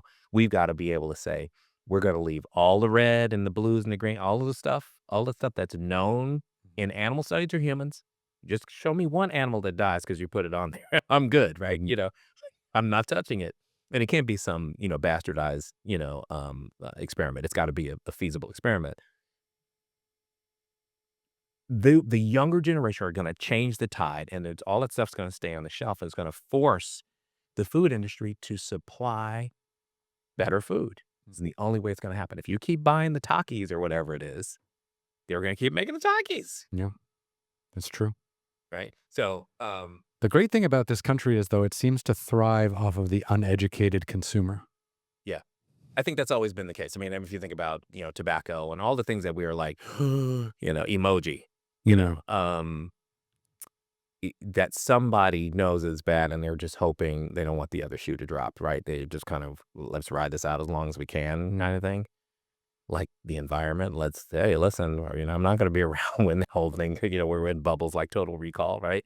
yeah. Um, but yeah, it's gotta be, I think the young people are what make the globe change, right? Think about the different, parts of history. Yeah, young people, and I think young people connected with the desire to not feel ripped off all the time, connected to unlimited information and the ability to check for themselves. That's right. And hopefully that'll be maybe the tide that changes all this. That purpose, that allied to purpose, the young people can change it. I Yeah. really believe that. So Amazing. So when did you okay, so you're a doctor in Atlanta. When did you decide, because you talk great, you present great. Like when did you decide like, "Oh, I'm going to become like I'm going to start investing my time not just in helping my patients, but also educating people through mass media and social media?" Because you've got your own podcast, you've got a TV show, you write, for major newspapers and magazines all around. Like when did you like, "Okay, I need to take this out into the public now and reach kind of more people?" Because I always find that's always very interesting. Because obviously, if you weren't a great presenter and if you weren't a great speaker, maybe you would just stay in your private practice and help one patient at a time. But you've got a gift to talk, and you come across really well, and you're really well thought out the way you speak. The way you speak, it's very easy to consume and understand it. Like, when did you figure that out, and that was going to be part of your your toolkit? yeah, I think around the same time, and I was saying, why trying to solve the mystery of why so many people die of a preventable disease. Seriously, like in that same room almost, right? At Northwestern Fellowship, cardiology fellowship, um, saying that maybe it's also the message not it's not getting out there. And so I started first with print, started writing, had some friends who were, editors and this and would give me an opportunity. And then I got a fantastic opportunity to do radio, Mm. live radio, obviously. Um, WVON in Chicago. I was a resident. And the first time I did it, I had to go into the call room, where we sleep and we take call overnight. Mm. And it was a phone, literally on a phone, like dial it on. It's not a cell phone. We're on a phone, landline, and talking to the host. Mm. She enjoyed it so much. We had some calls and all that stuff. She was like, "Oh, can you come back next week?" I was, "Yeah." And we were doing that boop, boop, boop, boop, boop, boop, boop, over and over and over again. So you're doing the calls from the hospital? Yeah, well, I would just sneak off because it was like a 10-minute segment. I mean, you're not on there for like an hour, right? So that would have been fun, but I would have got, like kicked out of the program.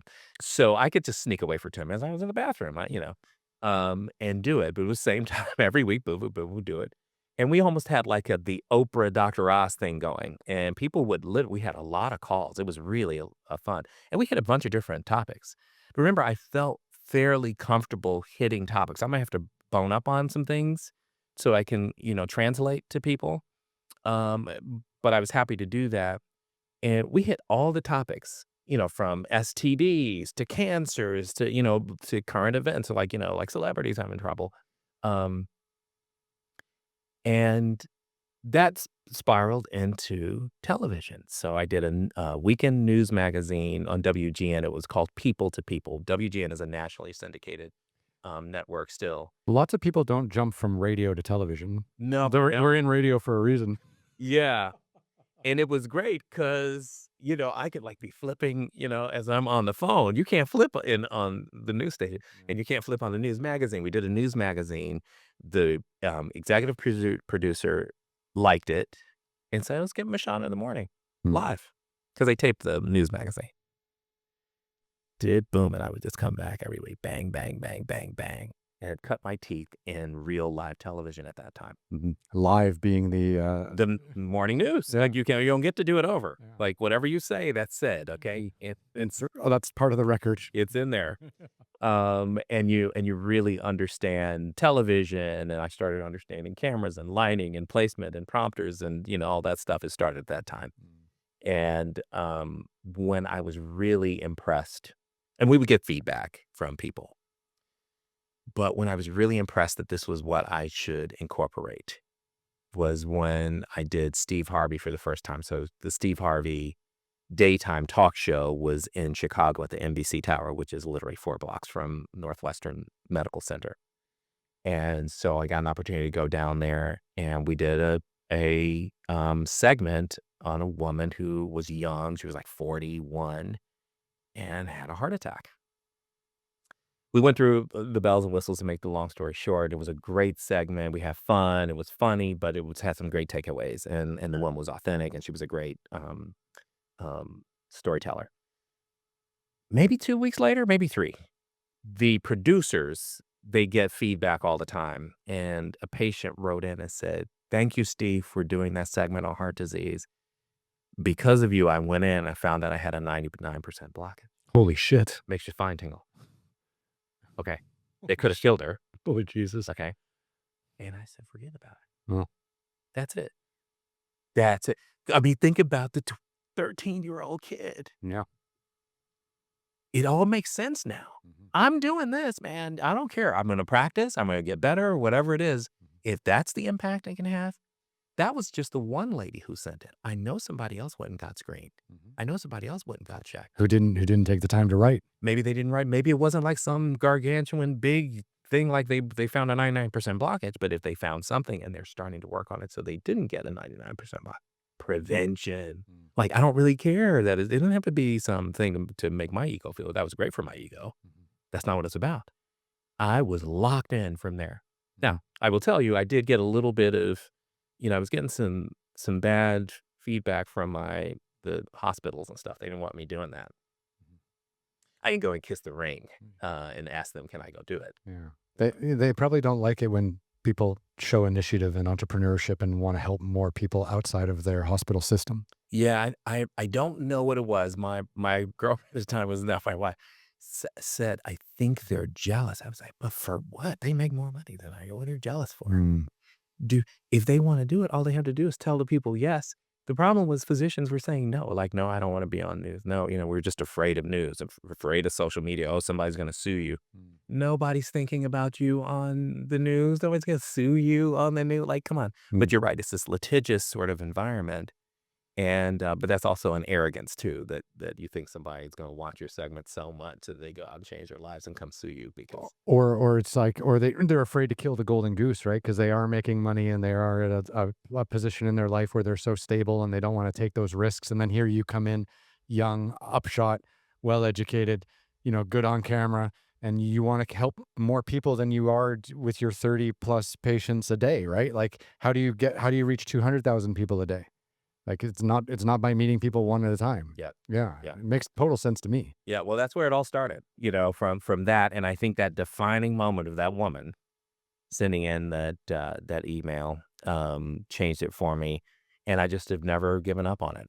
And this is the very first time out loud that I've gone through this. So it's almost therapy for me to hearken back of all of those things to the 13-year-old boy who lost his dad. Did you ever find out if your dad had an underlying condition? Hard to say. He didn't have like diabetes. He must have had high cholesterol. But I don't have any records of that because it was a blocked artery for sure. Okay, yeah. But with that being said, he was a smoker for a while. He had stopped, but he was a smoker. He was my current age. Our frames are the same, but he had a very large gut, because I remember, hitting him and playing with, if you hit him too hard in the gut, Yeah. that's the Achilles heel. My dad, boom, get there's a shot at his belly. Uh, but so he did have some of the risk factors, and probably he was on the spectrum of diabetes, given that, because remember, this is where the Visceral diabetes effect. spectrum this starts. Yeah. Yeah. So um, and so obviously I'm lasered in on those things for myself. And a friend of mine and I were like, listen, we're not getting a gut until we're 65, and I might push that thing into 75. It's just, you can just sort of see it. Like, all of these things go back and are trying to say to 13-year-old Dave, hey, listen, this is the right track, buddy. Mhm. Keep doing it. So how do you manage your time? So you have your own practice. You've got patients that rely on you. You've got people you're trying to help and educate.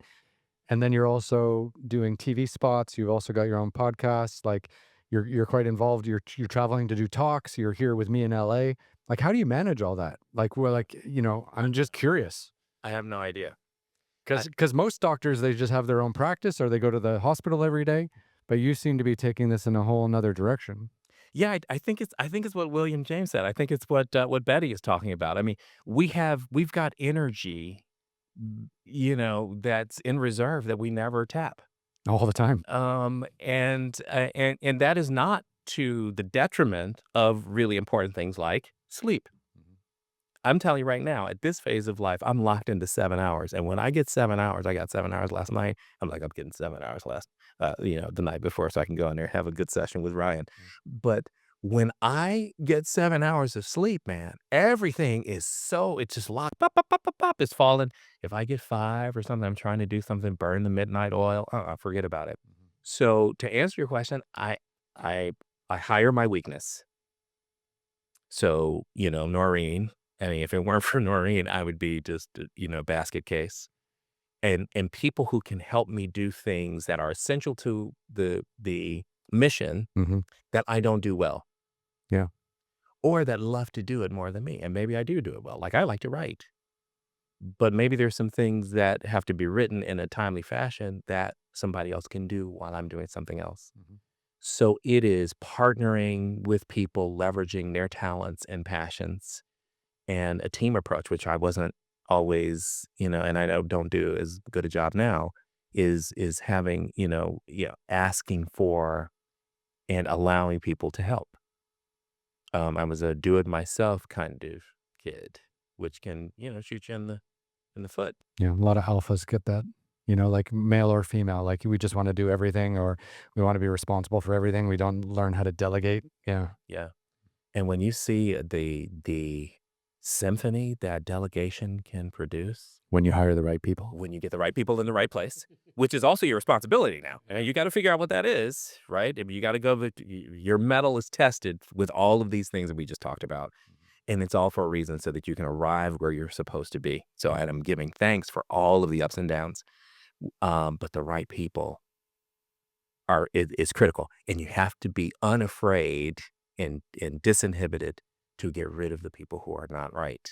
And I just had that recent experience. Somebody was close to me who we hired, was not the right person. It's hard to fire your friends, isn't it? She was my friend. What and No longer, probably. well, and it was not, you're gonna lose a friend.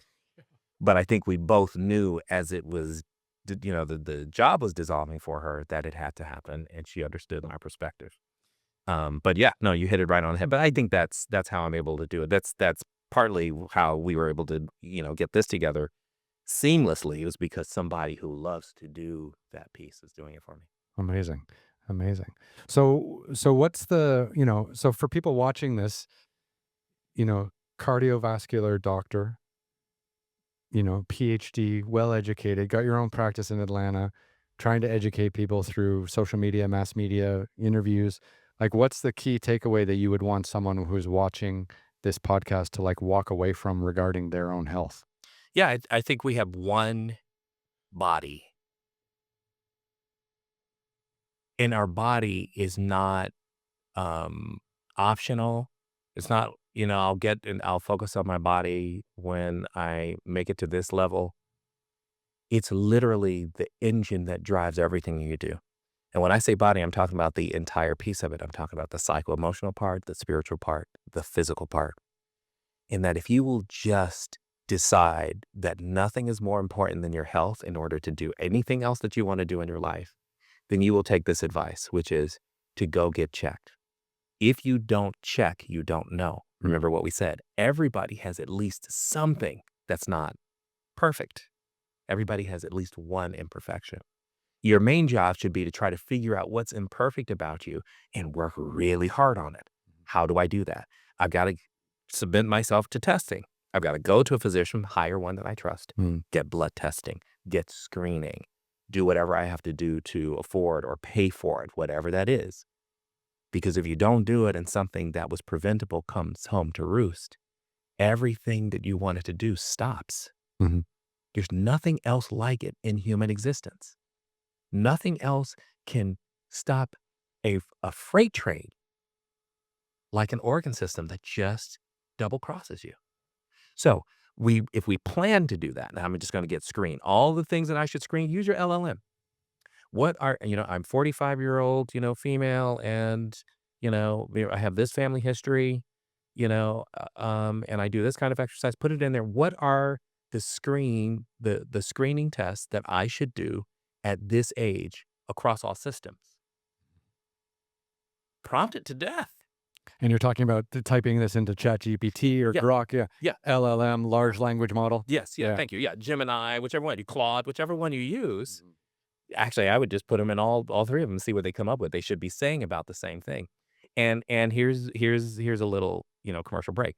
I always now prompt in there in either parentheses or just its own separate sentence. There is no need because of hallucination. So hallucination is when the language models, when the generative AIs make stuff up. That's not true. So I put in parentheses, there is no need to embellish the answer. Only give me what is factual from your findings. Something like that. It'll get the picture. It knows it because people are prompting it on hallucinations. And then just look at what it is. Look at what they say. And then go do it. Go get the blood test. Men are afraid of the prostate exam. Nobody does the prostate exam anymore. PSA is more, the blood test is more specific and sensitive. It's the best test. Really? You don't have to do prostate exams anymore? Not as a screen. Oh. Not as a screen. That keeps many of us out of, we don't even want to go close to a doctor because we don't want to hear about that. Please, let's get the message across to every man and women who love men. Tell him all he has to do is get a blood test. Cholesterol, your blood pressure, your blood sugar. Then test all the other things. Colon, prostate. Oh, we talked prostate. Heart. Should put heart first, right? All your endocrine system, right? They'll test that too. Your vitamins, all of it. That's where we start. And from there, you get the recipe. You sort of see, okay, this is what I have to do for me. I can't always listen to exactly what Peter or Tia said and do it for me because that may not be good for me. There are some people, Ryan, who will eat eggs and their cholesterol will go so high that it'll cause them problems. Right. Eggs. Eggs are healthy for the right person at the right time. Mhm. And people can eat mustard, just not me. Right. Yeah. Mustard was great for you for a time. Yeah. People develop allergies later in life. Be willing to that. And that's why you can't just go get checked once and be done. It's not a one and done thing. Go frequently because you change. As you change, your physiology will change and you want to know what that is. Am I going to head something off at the pass just by getting a couple tests? Just go get tests, test it, and start there. Quick question for you, just again, from an uneducated American medical system perspective, what percentage of healthcare insurance in the United States is allotted for preventative healthcare? Because I feel, and someone mentioned this to me a little while ago, and I never did a deep dive, and I don't mean to put you on the spot now. Yeah. You can address it or not. Yeah. But someone told me a while back that like the majority of testing that's available with various insurance, now they're all different, but like the average insurance policy is not preventative. Like it's like what happens when there's a real fucking problem. Yeah.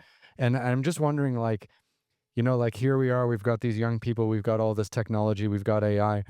Like where are we missing this? Like where can we ask insurance companies to start front loading preventative testing versus, dealing with people when they're on death's door, Yeah. you know? Yeah, so we don't do it enough. Mm. And but the corollary to that for my sector of medicine is that they they don't deny paying for it. So those 3 tests that I told you about, there's only one test you pay out of your pocket, and that's $90 for the calcium, the plaque score, $95. Eventually, they're gonna cover that one too. To find out that I have plaque, $90, sign me up. I mean, I just paid $90 for some vitamins or something. I mean, I don't know what it is, right? That's a Starbucks stop. I know, right? For a month, right? You could the stress test and the echocardiogram, and I do some other tests, they don't deny those. Mhm.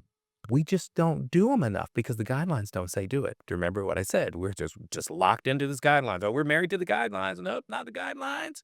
The guidelines are wrong. If the guidelines were right, we wouldn't have as many heart disease. You're right. We don't That was the have best enough. that was the best line of the whole podcast. Yeah. If the guidelines were right, we'd have less heart I didn't mean to interrupt you, but if the guidelines were right, we'd have less heart disease. I mean, that's what I'm saying, and that's what I've been trying to tell my colleagues. Like, if they were correct, it it would show in the month. Show me the outcome, man. Mm. Don't tell me, show me. Okay, so we don't do it enough, but I think that if people were to go and so, like, if you go to your doctor and say, "Hey, listen, I know you didn't do my PSA blood test for my prostate because you think maybe I'm a little bit too young. Would you mind doing it?" Most doctors are not gonna say, "Oh, no, I'm not doing the blood test." Mhm. So where is that gonna come from? It's us advocating for ourselves. How do you do that? You have to know what to advocate for. How do you do that? Use the tools that are available to us now. Now. Get on there and learn how to I've got a whole bunch of, millennials and Xers in my office, and they will not start playing with you. You have to start using the language models and the chat GPT and Gemini and all these things. Start learning to use them now, or you're gonna be way back left in the dust. Mhm. But use them not for just, saying, "Oh, what did, this poet write?" No, like, use it for your health. In fact, That's a great angle, like, use it for your health. I listen, I take a laptop into my office visit so that I can look at patients and not look at the computer screen. And I'm just so enamored with the language models, particularly I think Gemini currently, Mhm. in June of 2025 was winning the game. I think Claude is doing a little bit better. Chat is back in the pack there. Just imagine you're at the amusement park and you're squirting the water gun at the horses, and so Gemini is marching through first. Hmm. Um, it's just because of the output, I take the same prompt and I put them through. Okay. So what I've been starting to do is when there's something that I know I'm recommending for a patient, particularly lifestyle, this is almost always lifestyle, that I know it's going to be challenging for them from a practical standpoint. Logistically, where do I start? Who do I go talk to? I literally will sit there, turn around, and show them how we prompt Mhm. Gemini. Right? And so if I do it, once in the morning, because I shut my computer down every night, if I do it once in the morning, I can use that same prompt to show the next person how we did it for that person. So, for example, not everybody can eat the same vegan diet, and very often I'm prescribing, like, I want you to do this starting today, a plant-based whole food diet for people who really have to do it. But not everybody can do that. So, for example, a condition like Crohn's disease is an inflammatory autoimmune. Your body is attacking your intestines. Right. And for some people with Crohn's or other kind of bowel diseases like that, they can't eat a whole bunch of roughage and fiber and stuff like that. It'll just mess them up. Mhm. So, and she had one other condition that stopped her from having just sort of carte blanche. What was it?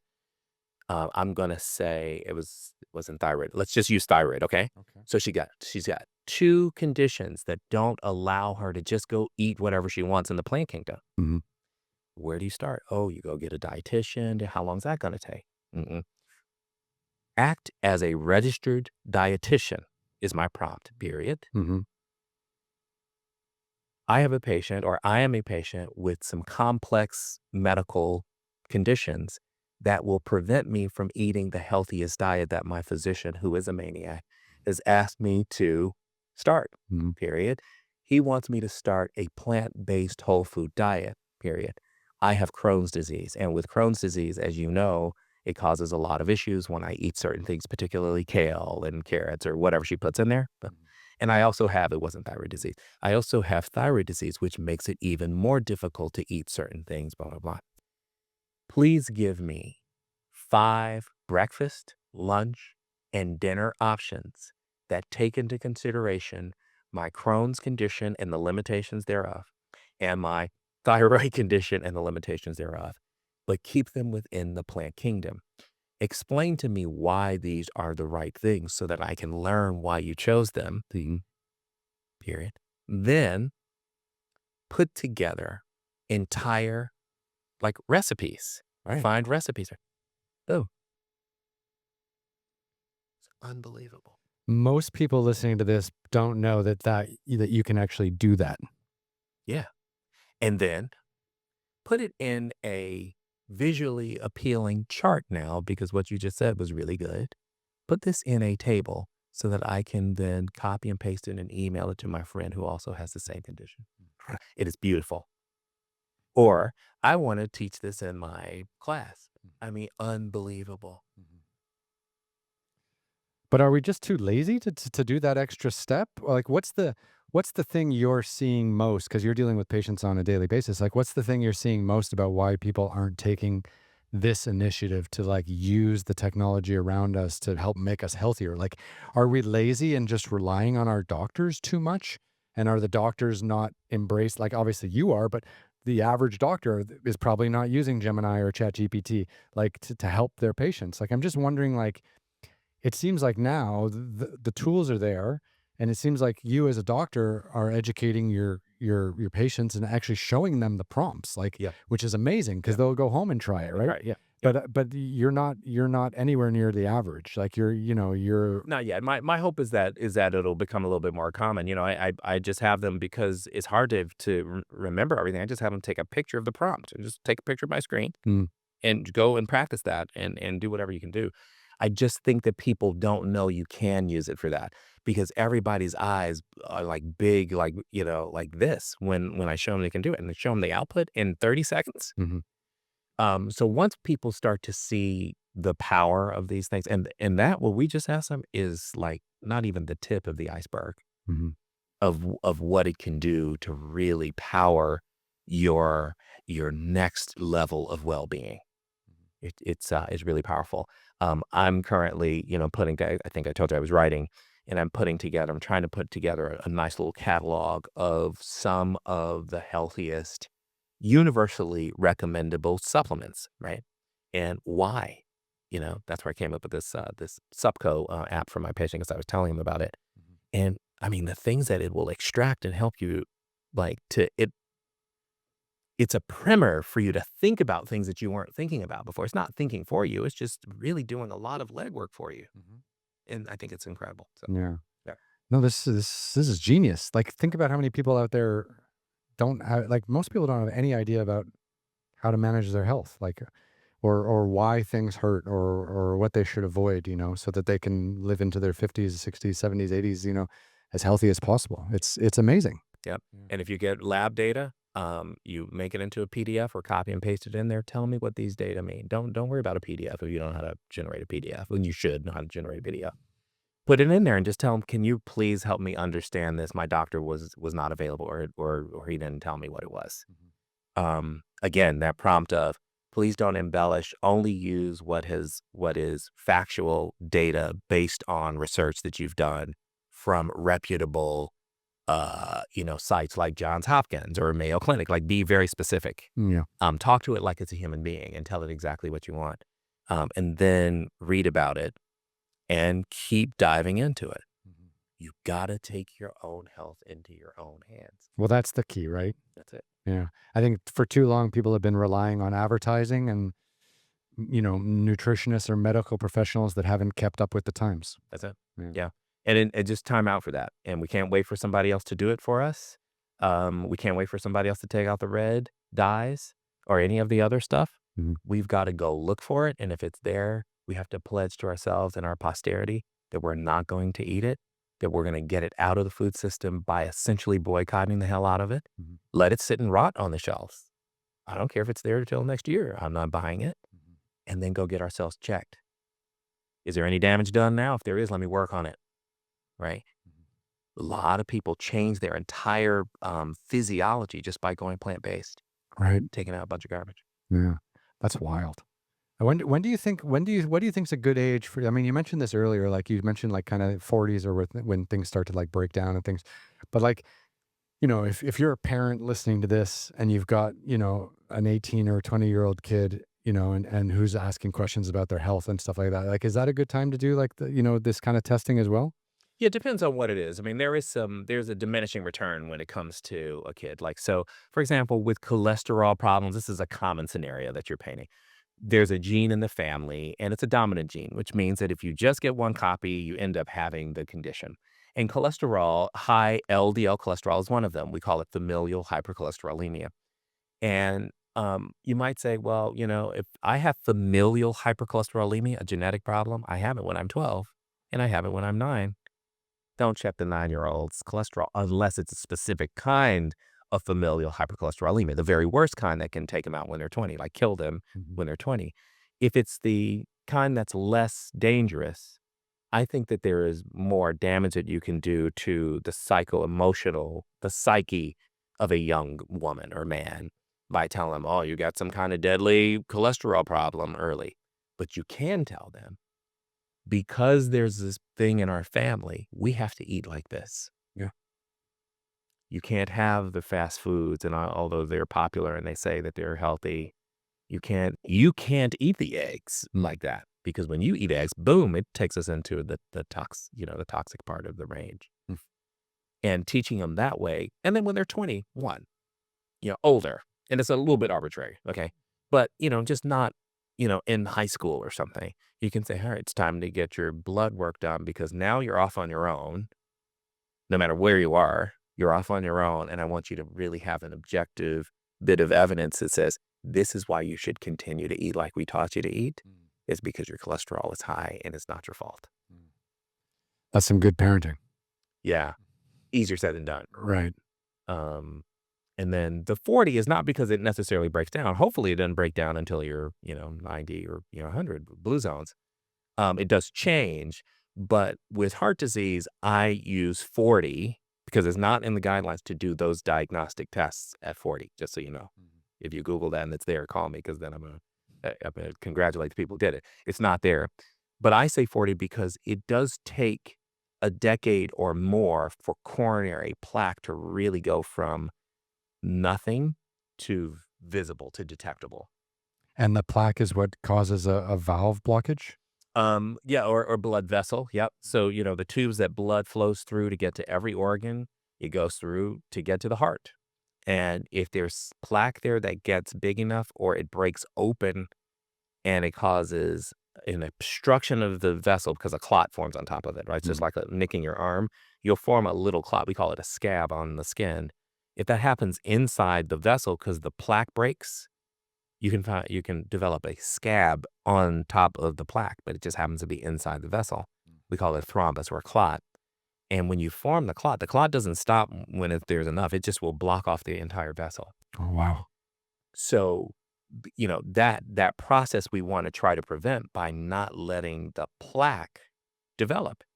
That's the prevention part. And if Mhm. we see it's there to begin with, let's try the best we can to make it what we call regress. That's called plaque regression. And the things that we would make it regress are the things that you and I are talking about, which is diet, exercise, and sometimes medication, Mhm. depending on how much the plaque is. But the only way for you to know that there's a little plaque, because the little plaque doesn't give you a symptom at all. And I have patients, literally the pictures of health, the models of health, the poster children of health. And we do these calcium scores and it blows people's mind. Why? Family history. There's a genetic cholesterol. Mhm. They didn't know they had it, Mhm. right? Peter Attia talks about LPA a lot. Lipoprotein A is a toxic LDL variant. You can't feel that. Right. You had that when you were 2, Right. when you were born. Started expressing a little bit later, but So with your job, do you actually like do the surgery and go in there and fix the heart also? no, no, I don't. No, I do send that to somebody who does that every day. Although that procedure is fun. Yeah. That's a fun procedure. Doing a heart catheterization is fun. And I was at a certain point going to do that, but luckily I didn't do that. So we send them down to our partners to get those done if necessary. That's good. Yeah, because I guess if you're a surgeon, you can only do a certain amount of surgeries every day. But like it seems like for me, your big thing is touching and connecting with as many people as possible and trying to educate as many people as possible on a daily basis. Like that seems to be just from meeting you the first time. Like that seems to be what really drives you. Yeah, Yeah. no, that is it. And no matter what state there is, I always tell people that if you are alive, you're always in a preventive mode. If you're still alive, you're in a preventive mode, even if you had a heart attack already. If you're still alive, we want to prevent it from happening again. Hmm. You had a stroke, you don't want that to happen again. So I don't only see people who come in for heart screens. That would be okay, but that's not, the extent of it. We see anybody who wants heart disease to not worsen or to develop in the first place. That's everybody. Everybody should go see a preventive cardiologist to get screened after 40. And you're suggesting that most healthcare plans will cover those screening costs, or two out of the three? Yeah, Yeah. yeah. So yeah, and the third one is just like even in the absolute best insurance programs on the planet, they still make you pay for the $95. But a stress test and an echocardiogram with the right documentation and a note, it's easy. It's not hard. Hmm. It's not hard. That's amazing. Well, more people need to get on board If we're going to change statistics. if we're going to do anything about this. Absolutely. Yeah. We're if you want to keep on getting what you're getting, keep on doing what you're doing. Yeah. Jim Rohn said, "But if you want your life to be different, you have to change." Hmm. Do you remember Jim Rohn? Jim Rohn was the mentor of like Tony Robbins and all the lineage that came after Tony Robbins. And Jim Rohn used to say, "Work harder on yourself than you do on your job. And if you want your life to be different, it's not, you don't wait for the job to be different, the wife, the spouse, the kids, all these things. You want your life to be different. Mm. You have to change." That's what the message is here. Go and don't wait for the government to take out the red dyes. You go find out what has dyes and additives and don't eat it. And then go get yourself checked. The guidelines are not going to help you right now. That's the tricky bit. Yeah, it's Yeah. not in the guidelines. Mhm. Go and say, "Hey, can I get this stress test? Is there any reason why I shouldn't do a stress test?" No, there's not. Okay, can I have that stress test, please? Mhm. If the doctor says no, please call me and let's get you a different doctor. Okay? So, That would be wild. I want a stress test. No. yeah, Yeah. yeah. Well, is there anything else you want to chat about today? Like, because I mean, yeah, I we talked we went forever. we went deep. No, but just what else do you want people to kind of take away from this? Or if you have any questions for me, go for it. Yeah, you know what? So yeah, when I started learning about you and Kilimanjaro, was it Kilimanjaro? Yeah, we did an episode at Kilimanjaro Extreme Kilimanjaro. Treks. Yeah, that Yeah, was one of my first mountains I climbed. yeah. Yeah. The concept of rare air, just with the parallels of physiology and when you're ascending to the heights that you have, the oxygen's thin up there, 100%. Yeah, it gets really difficult to breathe. really hard to breathe. Yeah, harder to sleep. That's right. Yeah. Yeah. Tell me how, I mean, how did you train yourself to go up to those or did you just go and do it? So it's really funny. Altitude sickness is a really strange thing. Like, like I have a buddy. I know of a person. Sorry, in Dubai, where I used to live off and on for a bit. They had done the 7 peaks on 7 continents. They had gone solo across the North Pole, solo across the South Pole, like just an absolute mirror of fitness, right? Yeah. Um, and then one day they were leading a group up Kilimanjaro, and he got altitude sickness. But he's climbed Everest. He's done all these other things, but he was just under a lot of stress. He was a little bit under weather. He had a bit of a group with him, one of the people, stressing him out or whatever. And all these little like extra factors led this superhuman athlete to get altitude sickness, and they actually couldn't make it up the summit of Kilimanjaro. Now, if you do Aconcagua, which is in Argentina, 23,000 feet, if you do, Everest, 28,000 feet, you know, by comparison, Kilimanjaro at about 18,000 feet is a cakewalk, right?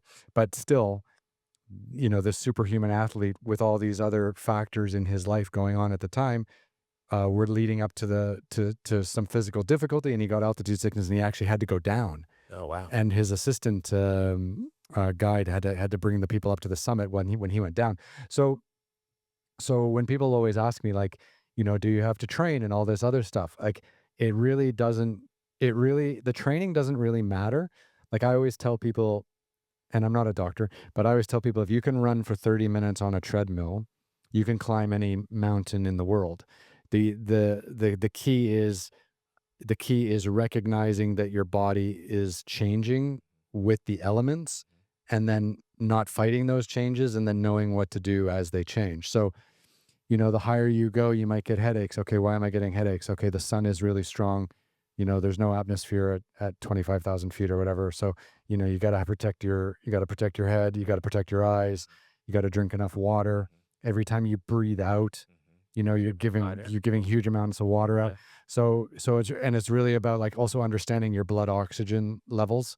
And they got these little things that you can put on your Little finger. oximeters, yeah. Yeah, and they're great. Like, so, you take a healthy person at 5,000 meters above sea level, which is like 18,000 feet. So 5,000 meters above sea level, about 18,000 feet. That's where the oxygen in the atmosphere is half of what it would be at sea level.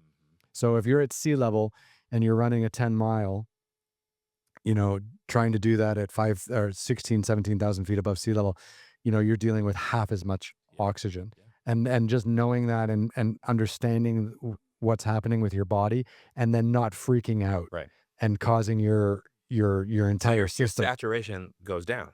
100%. What number were you saying when you're that high? Well, so, it gets down into like the 70s or the 60s when you're Wow. up at that altitude. And I had a buddy that smoked, and his went down below 50. Oh, my.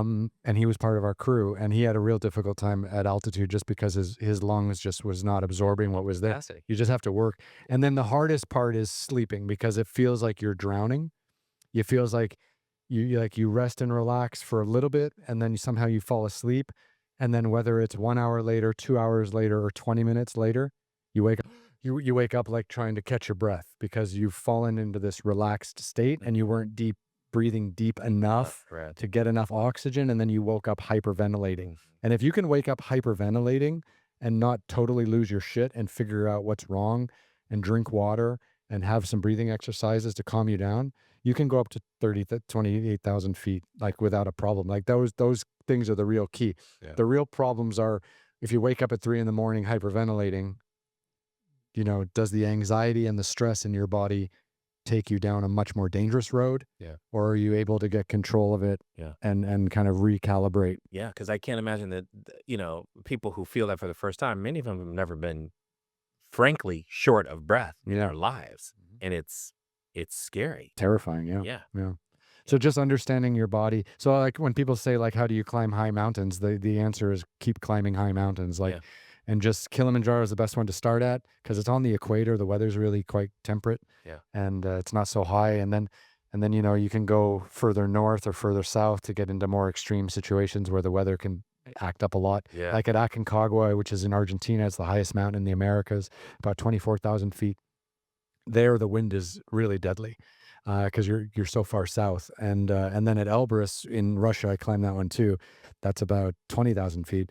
Up there, you can get crazy snowstorms out of Yeah, nowhere. man, like, yeah, that. So yeah, it's just kind of dealing with the elements, and really staying, like, level-headed, and not letting your body get too defensive. So after you've done it for a number of times, you have the toolkit, you know what to do, but it's still there. Like, you still get the changes, right? Absolutely, yeah. You still get, like, there's no, like, and again too, like, there's people who take Diamox and all these pharmaceuticals and stuff like that.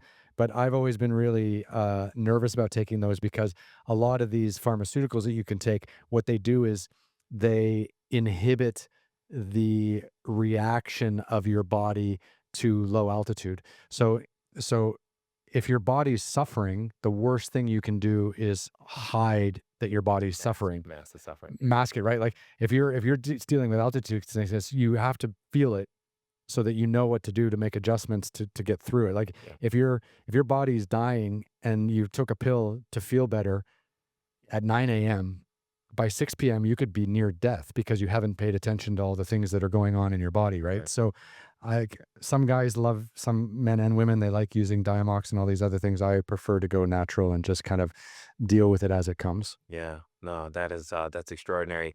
Yeah. When it comes to, this class of drugs, called GLP-1 receptor agonists like Ozempic and Wegovy, um, I'm sort of drawing a parallel, with altitude sickness. And the reason why I do that is because what's happening is that people have either type 2 diabetes or obesity. They're having a drug that works extremely well, Mhm. to have them, let's say, the weight loss, to lose a lot of weight.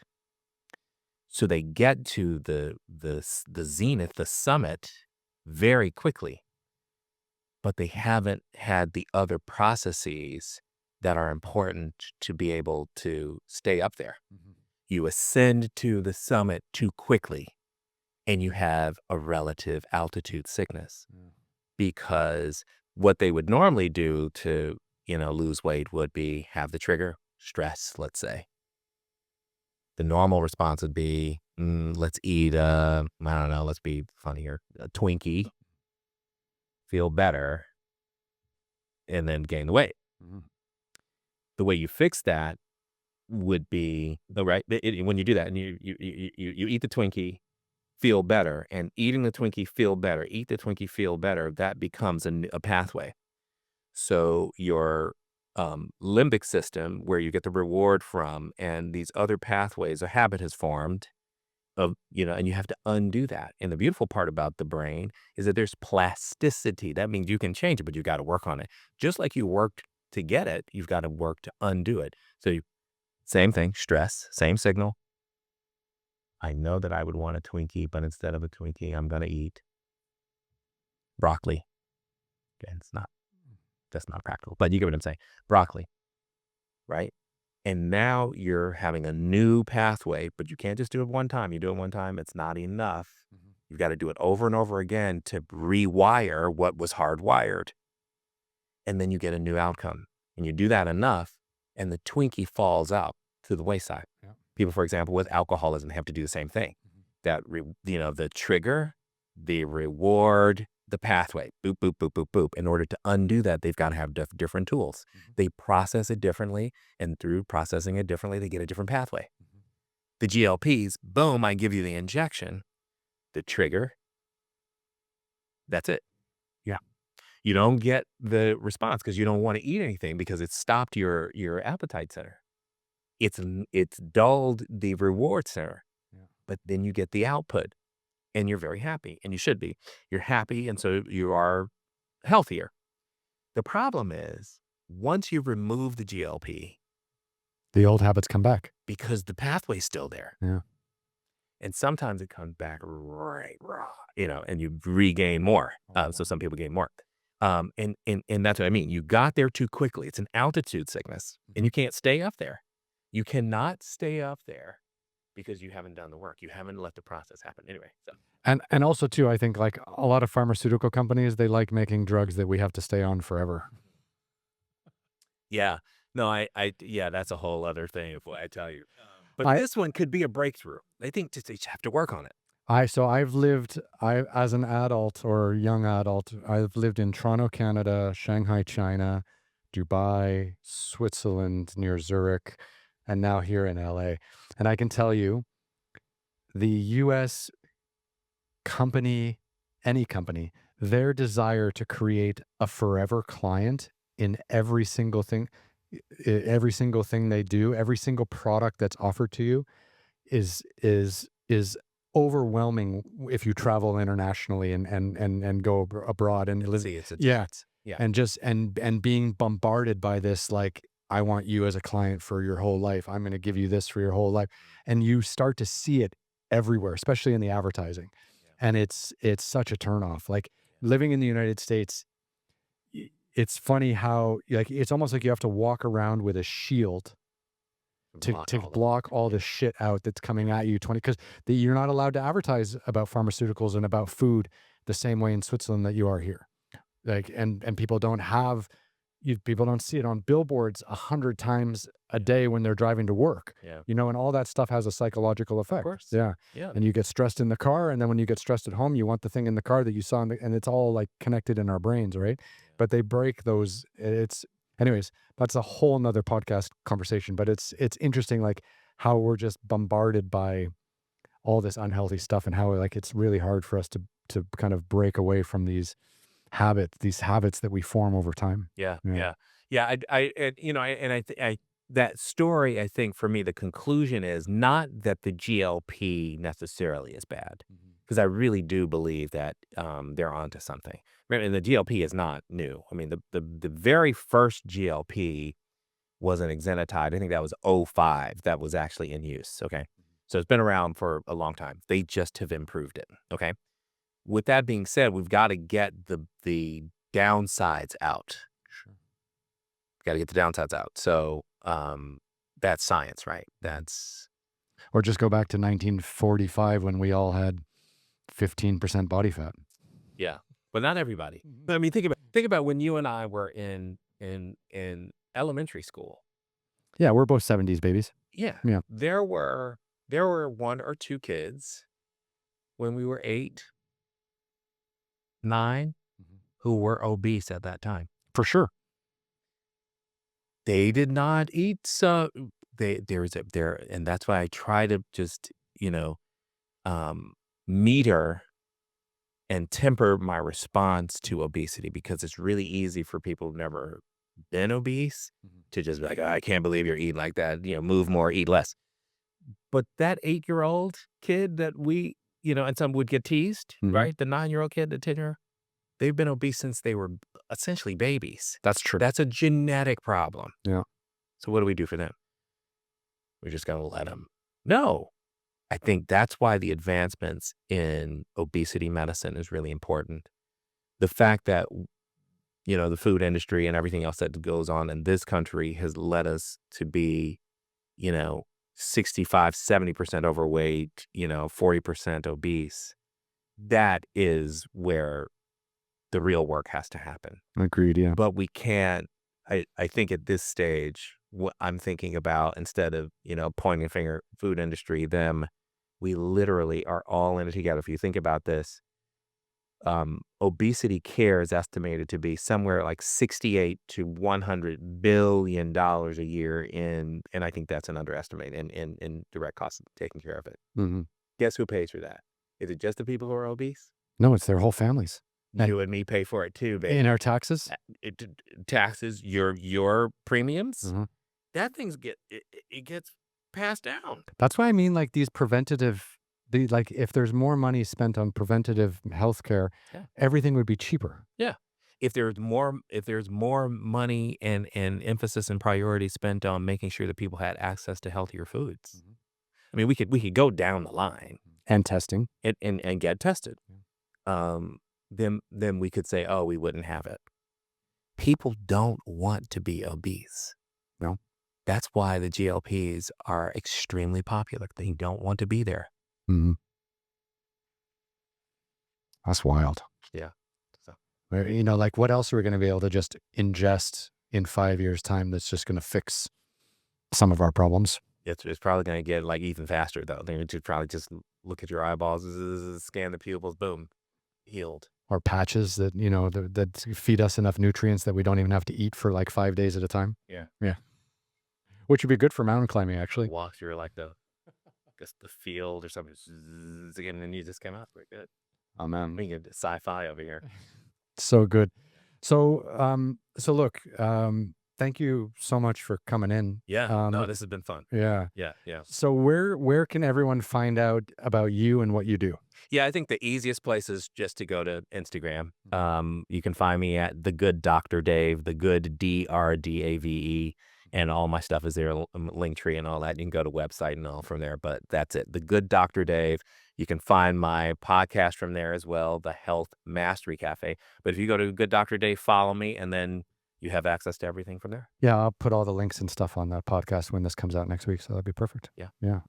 Epic to meet you, man. I really like. No, this has been fun, man. It really has. No, but you really educated me, like, Yeah. like, because I had a lot of, I guess, questions and preconceived notions about heart health and diet and lifestyle choices and all this kind of stuff. And I think we really kind of went through and we laid a groundwork for how people can check on themselves and their loved ones. Yeah. You know? Everybody's different. That's beautiful, man. That was a pleasure, man. Absolutely. Hold on. Let's go up here. Yeah.